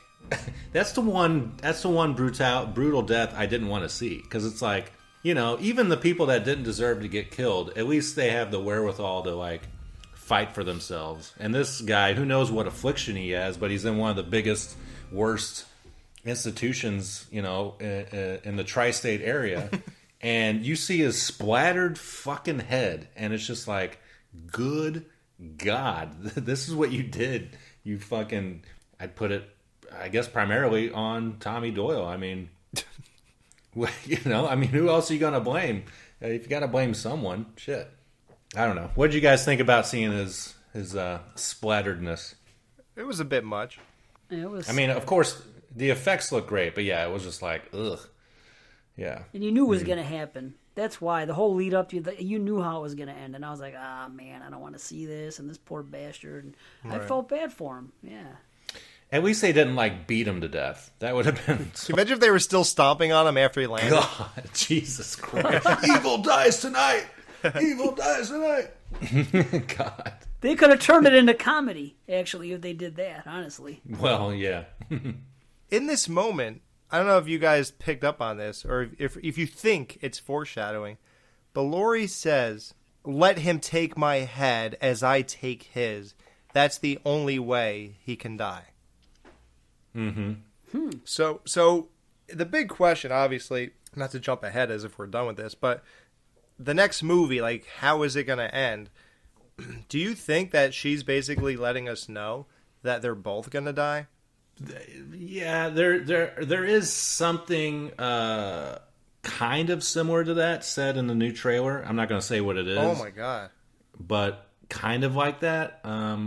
Yeah. So, I mean, I don't know. I think that's also could just be, what they are selling us on. They're leading us, right?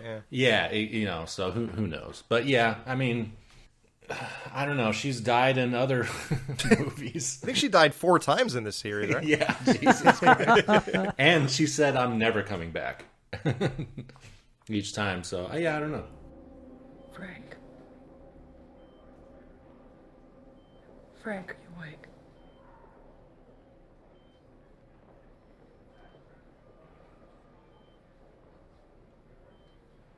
Do you remember that night? At the bar? I never said anything because I couldn't be sure. I was so messed up.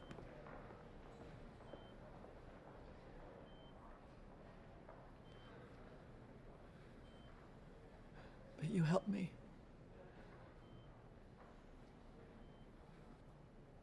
I always liked you.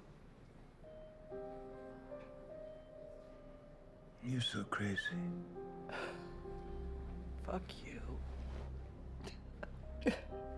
Yeah, I mean, most of the stuff with Laurie in the hospital, I mean, she's doing a lot of pontificating and talking with that Hawkins guy, and it seemed like at some point they had some kind of romantic thing, or they kissed before or something. Yeah, she sucked his cock, something like that. Yeah, dude, I'd pay $5 to see that.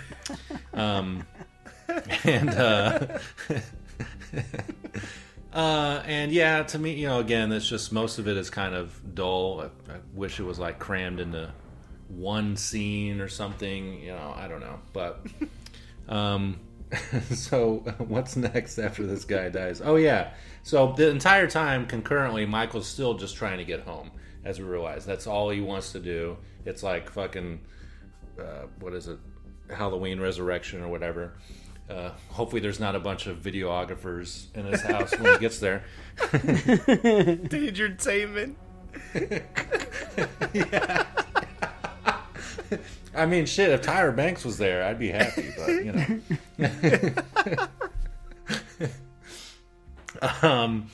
but yeah, he makes it back there, and it's a good little scene with Big John, Little John, and their deaths. He gouged his fucking eyes out, dude. He fucking... That was cool. So brutal. And he stabbed him in the armpit, and it's like, well, I haven't seen that before. We've seen an eye gouge before, but holy shit. Yeah, it was pretty amazing. Yeah, that's straight out of, Halloween 4 he does that to somebody, I think. But, yeah, I enjoyed it, and the other John says something about, Michael, you've come home or whatever, and just Michael gets an off-screen death. But I thought that was pretty cool. So, it's kind of at this point in the movie where, Michael's already home. They've killed the other guy. I'm starting to, like, kind of get, antsy a little bit. Because then I think the next scene is, like, Bonnie and Clyde and his dad get to the house. Right. And then they just get picked off, like, kind of one at a time.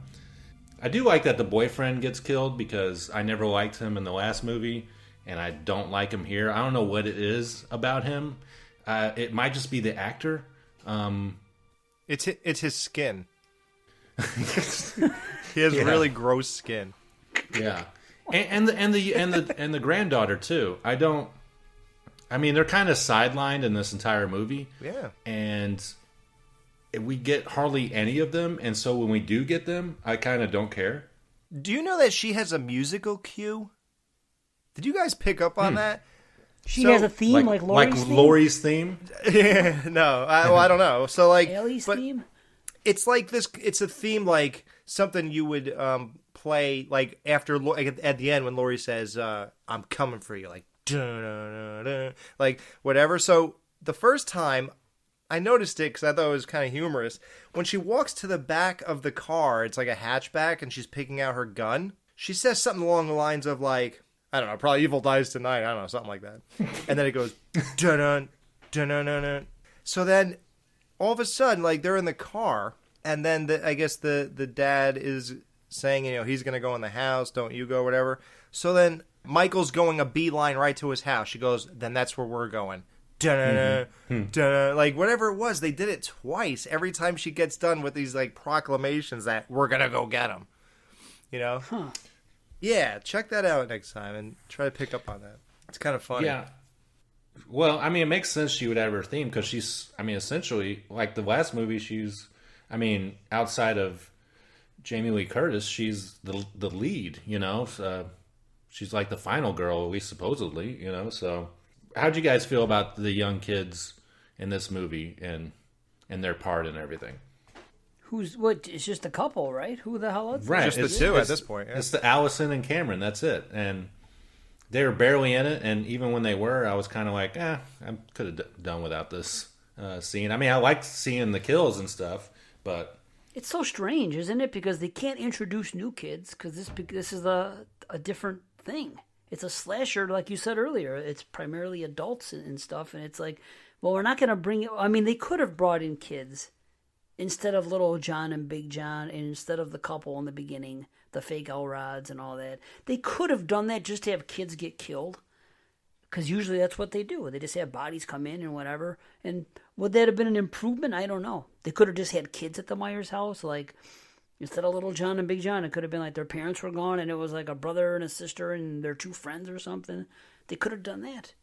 I didn't want kids. And I think because there are no other kids, seeing them back, seeing Allison trying to have like some kind of heroic moment at the bottom of the stairs where she's saying like, kill me or stab me or something. Right. Yeah. On her knees, it's like, I don't know. It just didn't feel like, it didn't do anything for me. I feel like it should have been like a charged moment or whatever, but right. I just didn't really care about her. We didn't spend enough time with the kids, but then again, that's kind of what we wanted because this is a different type of movie. So yeah, if we're not introducing new kids, we're going to have different people in these houses and whatnot. Then, yeah, it's almost like they're kind of lost. They have to be there. They're living characters from the last one, and the daughter, the granddaughter, I should say, is at least supposed to be important to the trilogy. So you got to have her. But I hear you because we don't spend enough time. All we do is see her defy her mother, and I get there's the heart of it. She's like, I'm going to do this. Michael's alive. Grandmother's been saying this all this time. He's going to come. I'm going to go. I don't care what you say. I'm going to go kill Michael. But then, because they spend so much time with the mob and the hospital and everything else, like other people that aren't the two of them, it's almost like they become a little bit inconsequential because we don't spend time with them, right? Isn't that what it seems? Yeah. Yeah. And hey, whatever. I'm glad to see the guy die. That's for sure. I didn't hate him in this one. Oh, like yeah. The last one, but I'm glad. I loved the way he went out. That was fucking one of my favorite moments of the film. So, and I can't even remember what happened with Lonnie. I thought he died at the end. He got stuffed in the attic. Yeah, he died before. Maybe it was off screen before the kids or before his son got killed. So shit. And who keeps a fucking jack-o'-lantern in a closet? You notice that? He opens the door and a fucking jack-o'-lantern, a carved fucking jack-o'-lantern, falls out on him. Jack-o'-lanterns, they're either on the porch with a fire in them, or when it's over, they're fucking done. They're in the trash or they're at the side. Who keeps? Let's put it in. I'm going to save this for next year. Maybe it's a jack-off lantern. Nice. Maybe he bought one of your things. He listened to your old show. God. Awesome. See if you ship one to 45 Lambkin Lane. Amazing. Wow. Whew. Yeah, well, I mean, we kind of already talked about the rest of the movie with the mob at the end and the daughter getting killed upstairs. Yeah, and also, Dave, I second the fact that, you know, it's like Michael kills everybody in the mob, and then the police show up, but he still just gets upstairs somehow. I don't know. It seemed strange, but whatever. There is a back door, and they talk about it. So that excuses it for me. Oh, yeah, that's right. Because Little John and Big John say it. Yeah. Yeah, but if he did do the back door, he still had to walk up that flight of stairs. But nobody was in the house, though. She was the only one upstairs. Everybody else was downstairs or elsewhere, no? Or am I wrong, Alex? I thought they were on the front stoop or something. But, yeah, I guess he could have done it. But I did think it's weird that Karen's, like, walking through a crime scene to go stare out of the window. Because, like, Cameron's head is still there in the staircase, right? Like, when you walk past him, like, why are you allowed to walk through there? You know, it's like... And what's her motivation to go do that? Like, she doesn't know about Michael being there. You know, she saw the clown. She saw young Michael in the window. Remember, she saw the vision. Right. It's basically kicking off the fact that we're going in a supernatural thing here. There's something more. They're finally coming with it after. Let's say this is the third movie, if you're including Halloween 78. They're finally acknowledging, okay, we've exhausted everything else. We've done this. We've done sequels. This is this new timeline. Let's just go there. And that I just think that's what they're doing. They're just going to straight up, okay, we're going to go with Michael has an evil power. He is evil on two legs. Although that's bullshit because he didn't kill the baby. But still. Right. Oh, right. Yeah, but Dave said that he wants to see a movie where Michael kills 100 babies. I'll settle for one in the meantime, but yeah. Is it called the abortion clinic? Yeah, let's fast forward all the surveillance tapes. That's how they have to do it now with all the new rules and shit. Just call Michael Myers. He's like Dr. Kevorkian, except for abortions. So wait, what do you guys think? Let's get to this window thing. Like, this should be talked about, I think, right? So they're trying to now, oh, we're not going to do Thorn. Oh, we're not going to do that's his niece and that's his sister. We're not doing this stupid stuff. No, this one is his window. And it's like, oh, well, why? Why are we doing that? Oh, well, the very first thing Michael did was you see the POV and he looked up at the window. And the light turned off. I was like, oh, yeah, well, so what? That's his sister's bedroom, and that's where she was having sex. Yeah, right. But then he walked upstairs, and he killed her in that room. Okay. Then Brackett and Loomis were talking, and the gutter hit that window. Oh, yeah. Right. Okay, so yeah, then that's it. Right? I mean, is there anything else? Is there? When Michael dies, and you go ahead, laugh at me, my memory's shit. When Michael in part one gets shot and falls out, are they at the Myers house or are they somewhere else? Somewhere else. Okay, because I was going to say, that could be the same window that fucking Loomis looks out of and sees that Michael's gone, but different house. Okay. He's possessed by Loomis. Yeah. So do you think this is justified? Do you think this is a crazy leap to act like this window means anything? I think they should have just said something about him never wanting to leave the house, as opposed to giving him this window to stare out of, and so then it would make him seem like once he escapes, all he wants to do is go home. That's all he's trying to really do. But he gets picked up by Zatarans or whatever, and then just thrown all around the town and shit. So I think that would have been better. Yeah, I mean, they needed some kind of motivation, so I understand why they put it in. The line is good because it reminds me of what Loomis says, looking at this night, looking through the wall. Like he sat there and stared. Oh, yeah. I thought of good. that when Yeah. they said he just looked out the window. Even back then, he was looking at this night. I could see that as being kind of a cool thing, but now they make it too literal and they go there too many times. And that's, what I think, and it's a damn shame if this really is the case. I don't think that the guy who wrote this thing, who knew he was making 3 movies, wrote it through. It's almost like what they did with the Star Wars, the new ones, the 3 of them. I'm glad you brought it up. I have the whole manifesto about Star Wars, guys. Here, let's get into it. No.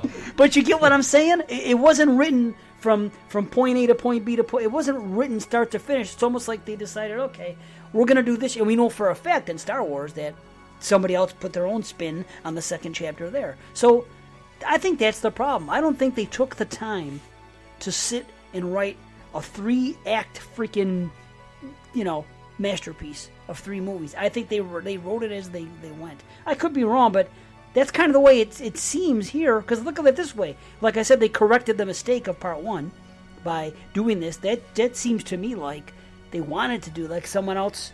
Wait, what mistake did they correct? Not the mistake, but what I consider to be a fault They of just made it more clear. Yeah. Michael knowing where Laurie was and just so happening to stumble upon her again. And people critique that. So in this movie, they made a point to say, no, that was arranged that did it and whatever else. And I thought we already knew that, though. I never knew that. Everybody critiqued it, Alex, and nobody ever I thought once it was stood in up the movie, and but you said could that. miss it. Right. I thought he was setting up this great reunion. I don't know. How come everybody complained about that and says, oh, we're supposed to just swallow that he just so happened to know where Laurie was again? It's quick dialogue. Oh, So I know why. I think we did talk about this. Because he didn't actually get to bring him to the front door. So I think that, don't you remember when Allison gets out of the car and runs into the woods, she makes it to Laurie's house. And then one could assume Michael just followed her. Mm-hmm. Okay, and that makes sense. That's fine. I don't know.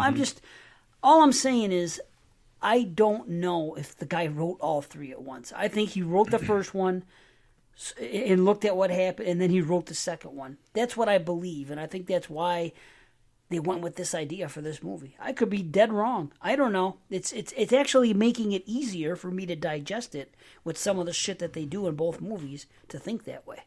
Right. But I don't know. So what do you guys feel that's it, or do you think that this all has been written from jump, all 3 movies? Like they knew the beginning, the middle, and what it was going to be. I think they developed somewhat of an outline. I don't think they've had full scripts by any means because they probably didn't even. It's not like they greenlit all 3 movies at once. So, but when they wrote the first movie, they probably had an outline for a couple more movies.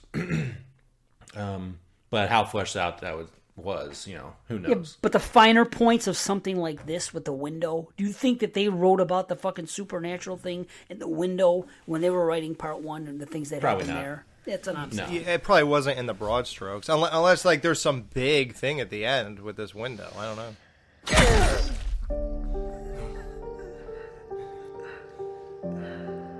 I always thought Michael Myers was flesh and blood, just like you and me. But a mortal man could not have survived what he's lived through. The more he kills, the more he transcends into something else impossible to defeat. Fear. People are afraid. That is the true curse of Michael. He'll always be here, won't he? Even when we can't see him.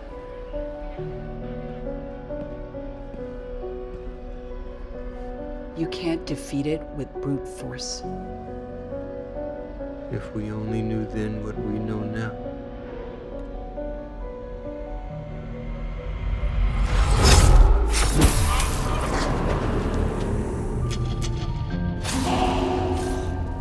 Well, that's the thing. So let's talk about that. We're recording this on the 5th. The new movie comes out, in 10 days, 12 days, something like that? 9, I think, at this point, right? Okay.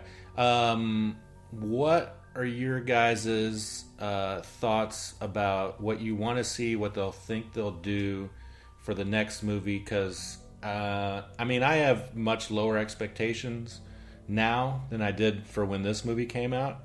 Just because, ending a story, let alone 3, a trilogy, is going to probably be difficult to do. I think there's a time jump. It's not the same night, I don't think. I'm not for sure. No, it's 4 years later. Okay. That's so crazy.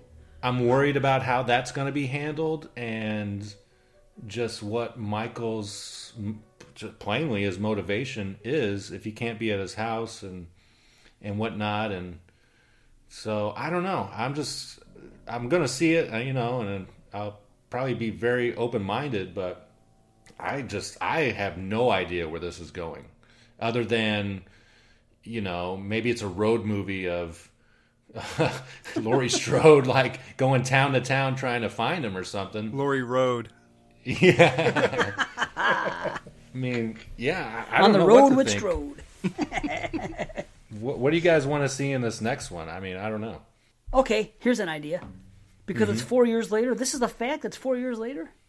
I think so. Yeah. Okay, I hope they go back to basics then. I hope it's 4 years later, and there's talk of fucking, Laurie still, she couldn't find Michael, and people have actually chilled out, and then all of a sudden it just becomes babysitter murders again, and fucking do it, and Laurie knows the place to go and something else, and then they have this grand finale. But it's much more quieter. Where the second one had to be a direct pickup from part 1. Yeah, you're right. Yeah. Now we can go back to the sleepy town of Haddonfield, which, although people know that this guy's still out there, so it's going to be discussed and thought of, but how awesome would it be if it went back to like a 78 and like freaking he stalks babysitters again or kids or something, and then the grand finale, I don't know what it's going to be, but at least there's the potential for that if it's 4 years later, because there's no hunting of him.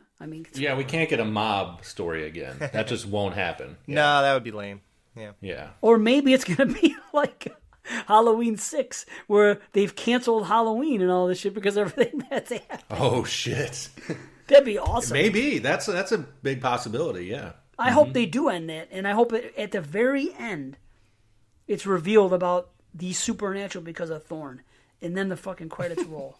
Just to troll everybody. Fuck you. Oh, God. Come on, how you really think we've already made him supernatural now? All right, let's face the facts. Why not have it like a regular movie, but then at the end something happens and there's a rip in his fucking shirt and you see a thorn symbol on his fucking arm as he dies, and the credits roll. Okay. In this timeline, we don't know what happened to Dr. Loomis, right? Nobody ever said he passed away or anything, right? Oh, shit, right. So what if all of this is like a dream, a ruse of Dr. Loomis and Michael, and they're just playing this cat and mouse game, and like the town of Haddonfield is just all their puppets in their wake, and we bring Loomis back, and he's like a main character for the next one. Right, and then when Loomis comes out, they go, Master of puppets and pulling your string. Yeah, it was him all along. Yeah. He's the man in black, guys. Yeah, it makes sense. He'd be like 94 years old, so I guess it's humanly possible. People do live to be that age. I wonder if he'd be skinnier than Brackett. Yeah, he did get fat too as he got older, right? And then, what did he look like in part 6? Was he skinnier or fatter than part 1? I think he was fatter. Yeah. Oh, we're not going to see Fat Brackett anymore. That's right. Oh, did he pass away? No, he got killed in this movie. Oh, he died at the end of the movie. That's right. Yeah. No, who's left to kill? Marion's dead. Is everybody dead? Lindsay. Okay. Allison. Lindsay's disposable. We could kill Lindsay. We don't know about the females and what they're going to do there, but I would have to venture a guess that Lindsay absolutely has to go. Maybe Lindsay, it comes full circle. She was being babysat in the first one, and now she babysits. Yeah, maybe not a babysitter because she's a little too old for that, but maybe she's going to be like, maybe it's going to be her daughter or something, or I don't know, some shit, her niece. Honey, I've been through this. All you have to do is run down the stairs and down to the Mackenzie house. Yeah, trust they me. Yeah. They got to kill her. Honestly, they have to kill her because Why not? Tommy died. Marion died. Fucking Fat Brackett's dead. Everybody, I mean, what? Who the fuck is Lindsay to survive? They gotta kill her. You know? Well, speaking to that, do you think Laurie Strode is going to die, and then the last woman standing will be Allison? Yeah, what a bummer that would be, huh? I think that's been the plan from jump. That's the one thing I think they've always had planned. Yeah, I agree, but what a waste. You think it's a waste? Why? Because you don't like Allison, or because you don't want to see Laurie die? She has no charisma. She's just not a final girl. I don't know. She am I just being a jerk to like the newer people? Because I feel like I do like some of the new stuff, right? She doesn't have much charisma. I'm with you there. No. You're right. Yeah, her likability rating just isn't very high. That's why I don't like her in this movie. Yeah. Right. Like nothing about her. Like she doesn't exude that kind of thing that gets me into her. She's not even like, you can go to any angle. She's not attractive enough. Like even Ginny, I was like, we all talked. None of us are sexually attracted to Ginny, but there's something that she possesses that makes her like primo final girl. Like there's just some people have a quality about them, and this girl just doesn't have it. Yeah, the it factor. She doesn't have the it factor. No, right, man. And I'm surprised she was cast. Really weird. I hear ya. What? You're right. What can they do? I mean, she could still be the final girl, but maybe in a situation where it's her. Again, I don't want them to do like part 1 where all 3 women are fucking chasing Michael at the same time, 3 generations of them, because that's right. lame. You don't want to see that same thing again. So I don't know. Yeah, it's weird. Wow. What if they kill Laurie Strode in like Psycho style or something? 30 minutes in the shower? Well, I mean, I hope, but yeah. That'd be cool too, right? As a nod to fucking Psycho with her mother, and wow. She dies early in the movie. I mean, that's possible. Why not? They did it to Rachel in part 5. Yeah, we all love that. They could do it again here. They do it to fucking Laurie. And they did it to Laurie in Resurrectum. What if they bring back characters from 4, 5, 6, 7, 8, like some multiverse thing? Yeah, Michelle Williams is going to come back in. Imagine that nowadays. That'd be funny. Is there anybody? You know who should come at the very end? Is they should get the guys from 2, like Lance Guest and freaking the other guy. You know what I mean? The guy that those 2 guys from Haddonfield Memorial, Jimmy and fucking and Bud. That'd be awesome. Bud's dead. Jimmy's alive. Yeah. It's a different universe, though. Yeah. See, even it confuses us. Yeah. This is right. Yeah. I don't know what they're gonna do, man. But that is a good point, though, Alex. She does not exude a final girl. I don't know if they could make her a final girl. Unless, what if they make her completely unhinged, like Laurie was in part 2 of Rob Zombie's thing, and she's all "fuck you," and she lost her mind and shit.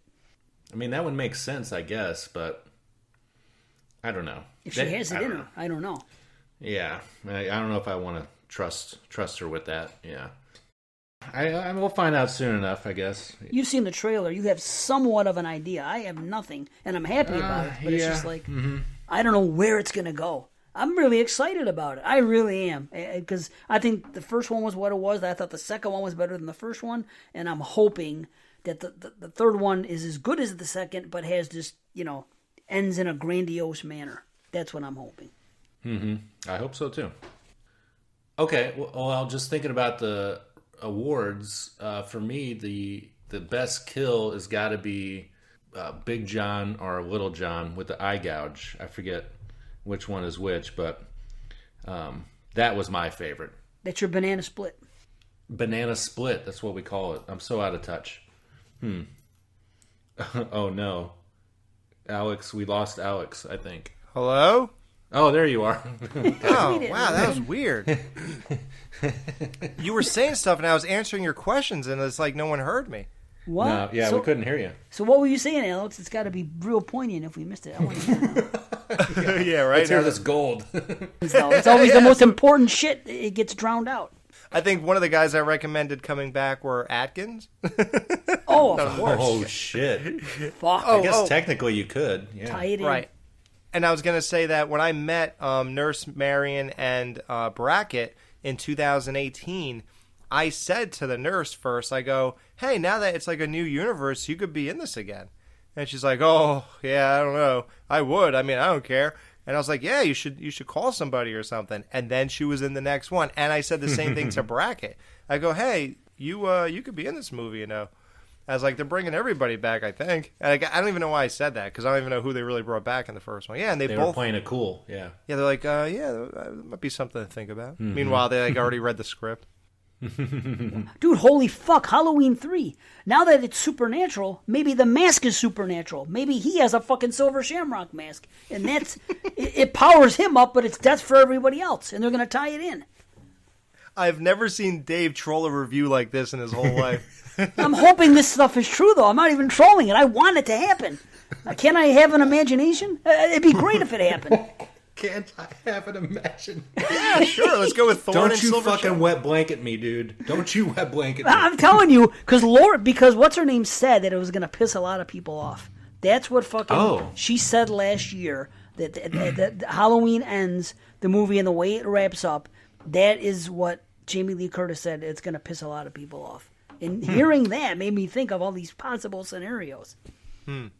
Well, then I think that means she is going to die early in the movie. Then I'll go with that. I think that's what's going to happen. Yeah. I didn't think that about. She's probably being egotistical, talking about her character. You're right. Yeah, can you imagine? She's like, well, I know everybody wants to see me, so I'm going to die really early, so you're all going to be totally disappointed. I've been in like 10 of these. Yeah. So. Can you imagine? Oh, Banana Split. What is that? The Kill, right? The Peel is the hot chick, right? Yeah. Split. Mine is a tie between, but actually the same couple, the black couple. Like that knife in his face with the eye sticking directly above the knife. I had a huge reaction in the theater, and then it was just the icing on the cake when the door hit the gun and she shot her face. So funny. Wow, that is what I live for. So I'm going with a combo platter on this one. That's awesome. That's awesome. Yeah. Well, I'll tell you, there were a lot of great gory kills, and I love them all. But the kill that I popped the most for when it happened, because I called it, because I wanted it to happen at the time, was of the boyfriend, when he goes up and down in those stairs, and then his head's like there and he's laying down, and Michael walks like 3 or 4 steps, and I remember saying it right on the couch next to my wife. I said, go back and finish him, I said. And sure enough, he turns around and he fucking finishes him. I was like, nice, that's what I want to see. So just because of that, man, that's got to be my Banana Split. Yeah. Finish him. It's fucking Mortal Kombat. Right. Finish him. Michael wins. Right. God. Sorry, you can. Oh no, that was the other one. That was Street Fighter. Yeah. I thought you were doing fucking Buster Rhymes for a second there. I'm playing Michael Myers. Oh, he brought it back. Oh my god. There it is. I thought that was. What, are you stupid or something? Your shit ain't working right. Wouldn't be a BL retro. He says fucking skedaddle. Can you, but what grown man fucking says that to another grown man? Come on, get the fuck out of Dodge. Oh, fuck. My god. All right, Danger. So banana you'd like to peel. Not much to choose from here. This one's kind of tough. Yeah. I mean, I guess I'd have to go with Lindsay, right? Yeah. Yeah, it's got to be her. I mean, unless you want the young stuff. No. Then you go with Allison. Hey, asshole, my daddy's the fucking sheriff. Why don't you go crawl back under your fucking rock, all right? It's got to be either her or the doctor who shoots herself. That's mine. Well, that's Dave's, yeah. Well, of course that's Dave's, yeah. Dude, I'm telling you, though, her body in that outfit, when she's walking down the street, and you can see her full, dude, her legs, everything, she's freaking, she's pretty solid, man. So, yeah, she looks good. And she gives her husband so much fucking attitude. Yeah. Who do you think gets ass fucked in that relationship? He's always losing his damn stethoscope. Damn, I lost my stethoscope. Where's my stethoscope? Let me go back inside and just leave you out here even though there's killers running around. He does have kind of a weird lisp. I mean, it's very small, but it's there. It's kind of stethoscope. Suffering succotash. That was good. Nice. That's it, right? No other... rating. I'll go first. I really enjoy this, especially upon knowing what it is and watching it multiple times. I think I've highlighted pretty much everything I really enjoyed about it. I do kind of think it's better than 2018, but only slightly, and I don't know what I rated that, fortunately. But, so, I mean, I guess I'd give it a 4 out of 5. Nice. Mm-hmm. I really like it. Right, me too. I also give it a 4 out of 5, and I definitely prefer it to the first one. Mm-hmm. So, I quite enjoy it. So 4 out of 5. I can't believe, I just realized something, guys. All those years, all those creative things we came up with Banana and awards and this and that, there was one staring us right in the face. It's so obvious, and we never brought it for anything. Fucking Top Banana. Yeah. Right? How was there never a Banana. Top Banana anything? All the shows we did, all the things we came up with, just occurred to me the other day. I was like, someone said something about Top Banana. I was like, what the fuck? How did we nap on that? Anyway. Well, maybe after we review Halloween Ends, we can rank them all and give our top banana. Wow. See, me and Matt still think the same. Yeah. So the top banana for the whole franchise, the banana split, the banana fucking... That's not a bad Is that idea. what you mean? Yeah. Oh, that's our top banana. Okay, Yeah. let's do it. Okay, cool. So, Alex, what about you? I rate this a 4 out of 5. I really like it. Think it's leagues better than 2018. Now, I wonder with that, because, did I get cynical after too many watches of that? If I shut my brain off again, would I enjoy it? I don't think it has the same aesthetics to me. It had moments, of course, the walkthrough and all that, but most of it didn't have the things that this movie has that would make me enjoy it. This one, I really just got into in a different way, especially when... like I said, that combo kill in the car when he kills Dick Screamin' and his wife. Sorry, I had to put that in there again. Awesome. So, Brilliant. no, but yeah, no, it's better than 2018, and I have... I said I had low hopes for the last one because I felt that if they couldn't do it right in 2 tries, there's no way in hell they're going to nail the third one. But, again... keep your brain turned off and just and you'll see it's very enjoyable. So I have high hopes again. Yeah. Awesome. Yeah. Cool. Well, this has been great. Hope all you lasers out there are enjoying us 3 back together. I know we all are, if I can speak for these 2 gentlemen. You guys got any final thoughts or anything? Or I'll say this. I will say something about the movie that I liked that I never mentioned before. There was a couple moments in this movie that I thought were better than the 2018. Just small things that they added here.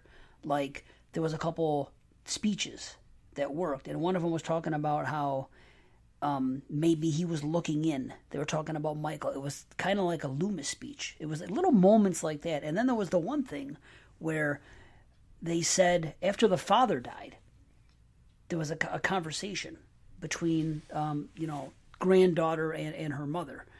And they say something, they said, he'll always be with us even if we can't see him. And they're talking about the death of their father. And then at the end of the movie, they're having a similar conversation, and they say the same thing, and this time they're talking about Michael.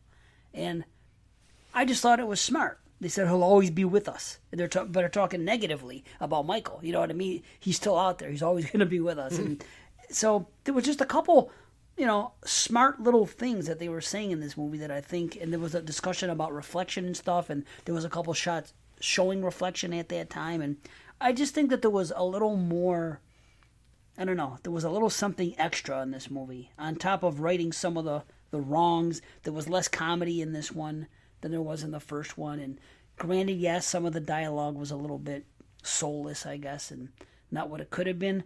But I do think this is an improvement for reasons like that. So, just wanted to put that out there. But you still do rank the producer's cut of 6 higher than this, though, right? Just to be clear. No, but I still do. I'm looking forward to watching the producer's cut. Oh, me too. Yeah.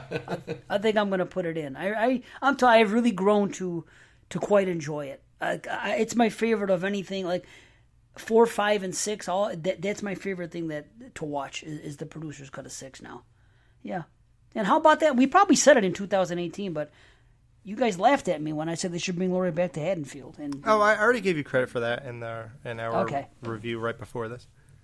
I kind of figured, but it's been so long. Yeah, I said, can you believe after all the shit I talked that Dave was right and I was completely wrong? I said, I have no idea what people want, I guess. Well, I don't know if it worked. It got a lot of complaints. People shit all over these fucking movies. Like 4, 5, and 6 are fucking the Golden Road. But whatever. Yeah, I know, right? Well, I would just like to say that I am honored to be a part of this this great tradition of BananaLaser and the retro that stuck out to me right away. And when you guys hit your stride, and it's still listenable today. I heard part 1 and 2 today, and I'm releasing these rather quick. It depends. Me and Matt are going to talk about how we're going to release this. Now that these are kind of long, we might even make it separate episodes. I don't know if he wants to do a 2-for-1 deal again or whatever, or maybe save that for the BananaLaser feed. I'm not sure, but like just to be part of this, that really was such a special and great moment.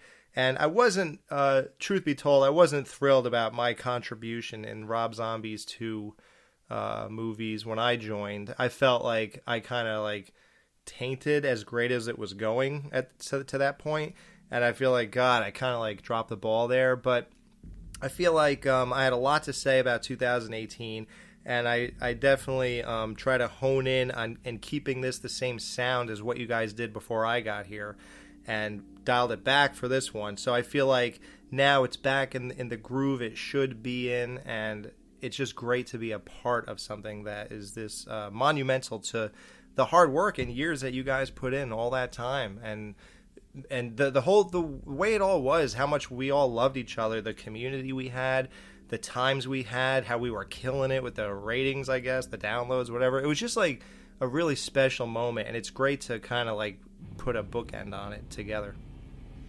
Nice. Well said. Yeah, for sure. Yeah, I'm thrilled to be here, that we can still do this, and we sit right down, and it was like, it was like we did it yesterday. Oh, seriously. exactly. Yeah. Like Matt fucking just was. I'm telling you, he fell right into hosting. Like boom. I couldn't do. I've been hosting Exploding Heads for 5 years. I could never guide a show the way he just did. So there you go. Props to you and props to Alex as always, because any compliments coming from you, especially when it comes to podcasts, are not to be taken lightly. So that's awesome. I'm just glad that we have this time and that people listening enjoy it. That's what it's all about. Mm-hmm. Yeah, and I will say, thank you to you guys, and thank you to all the lasers out there.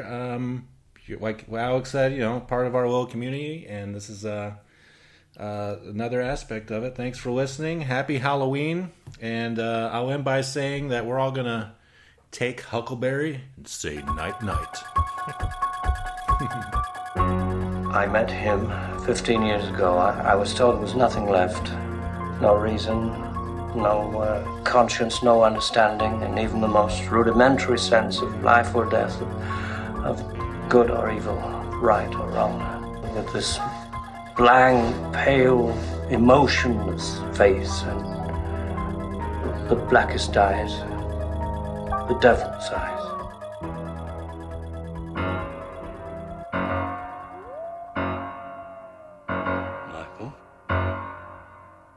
BananaLaser.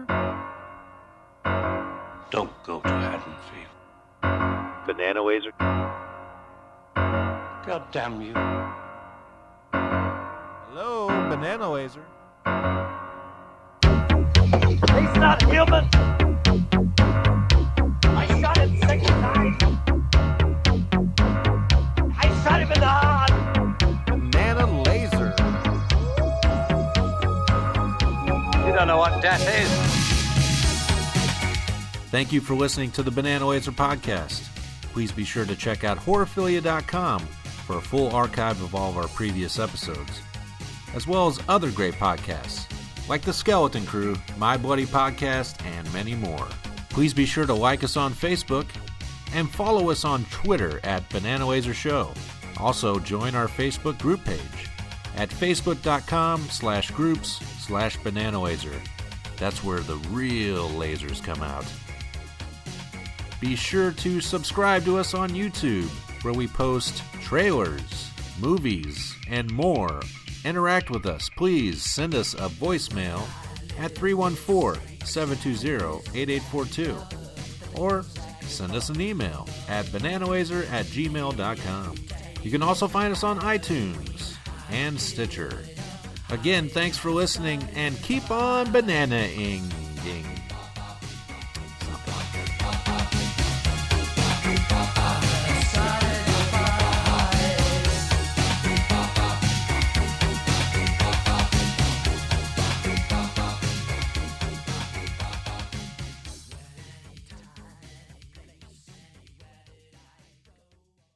Happy Halloween, everybody! Banana Laser wins every time.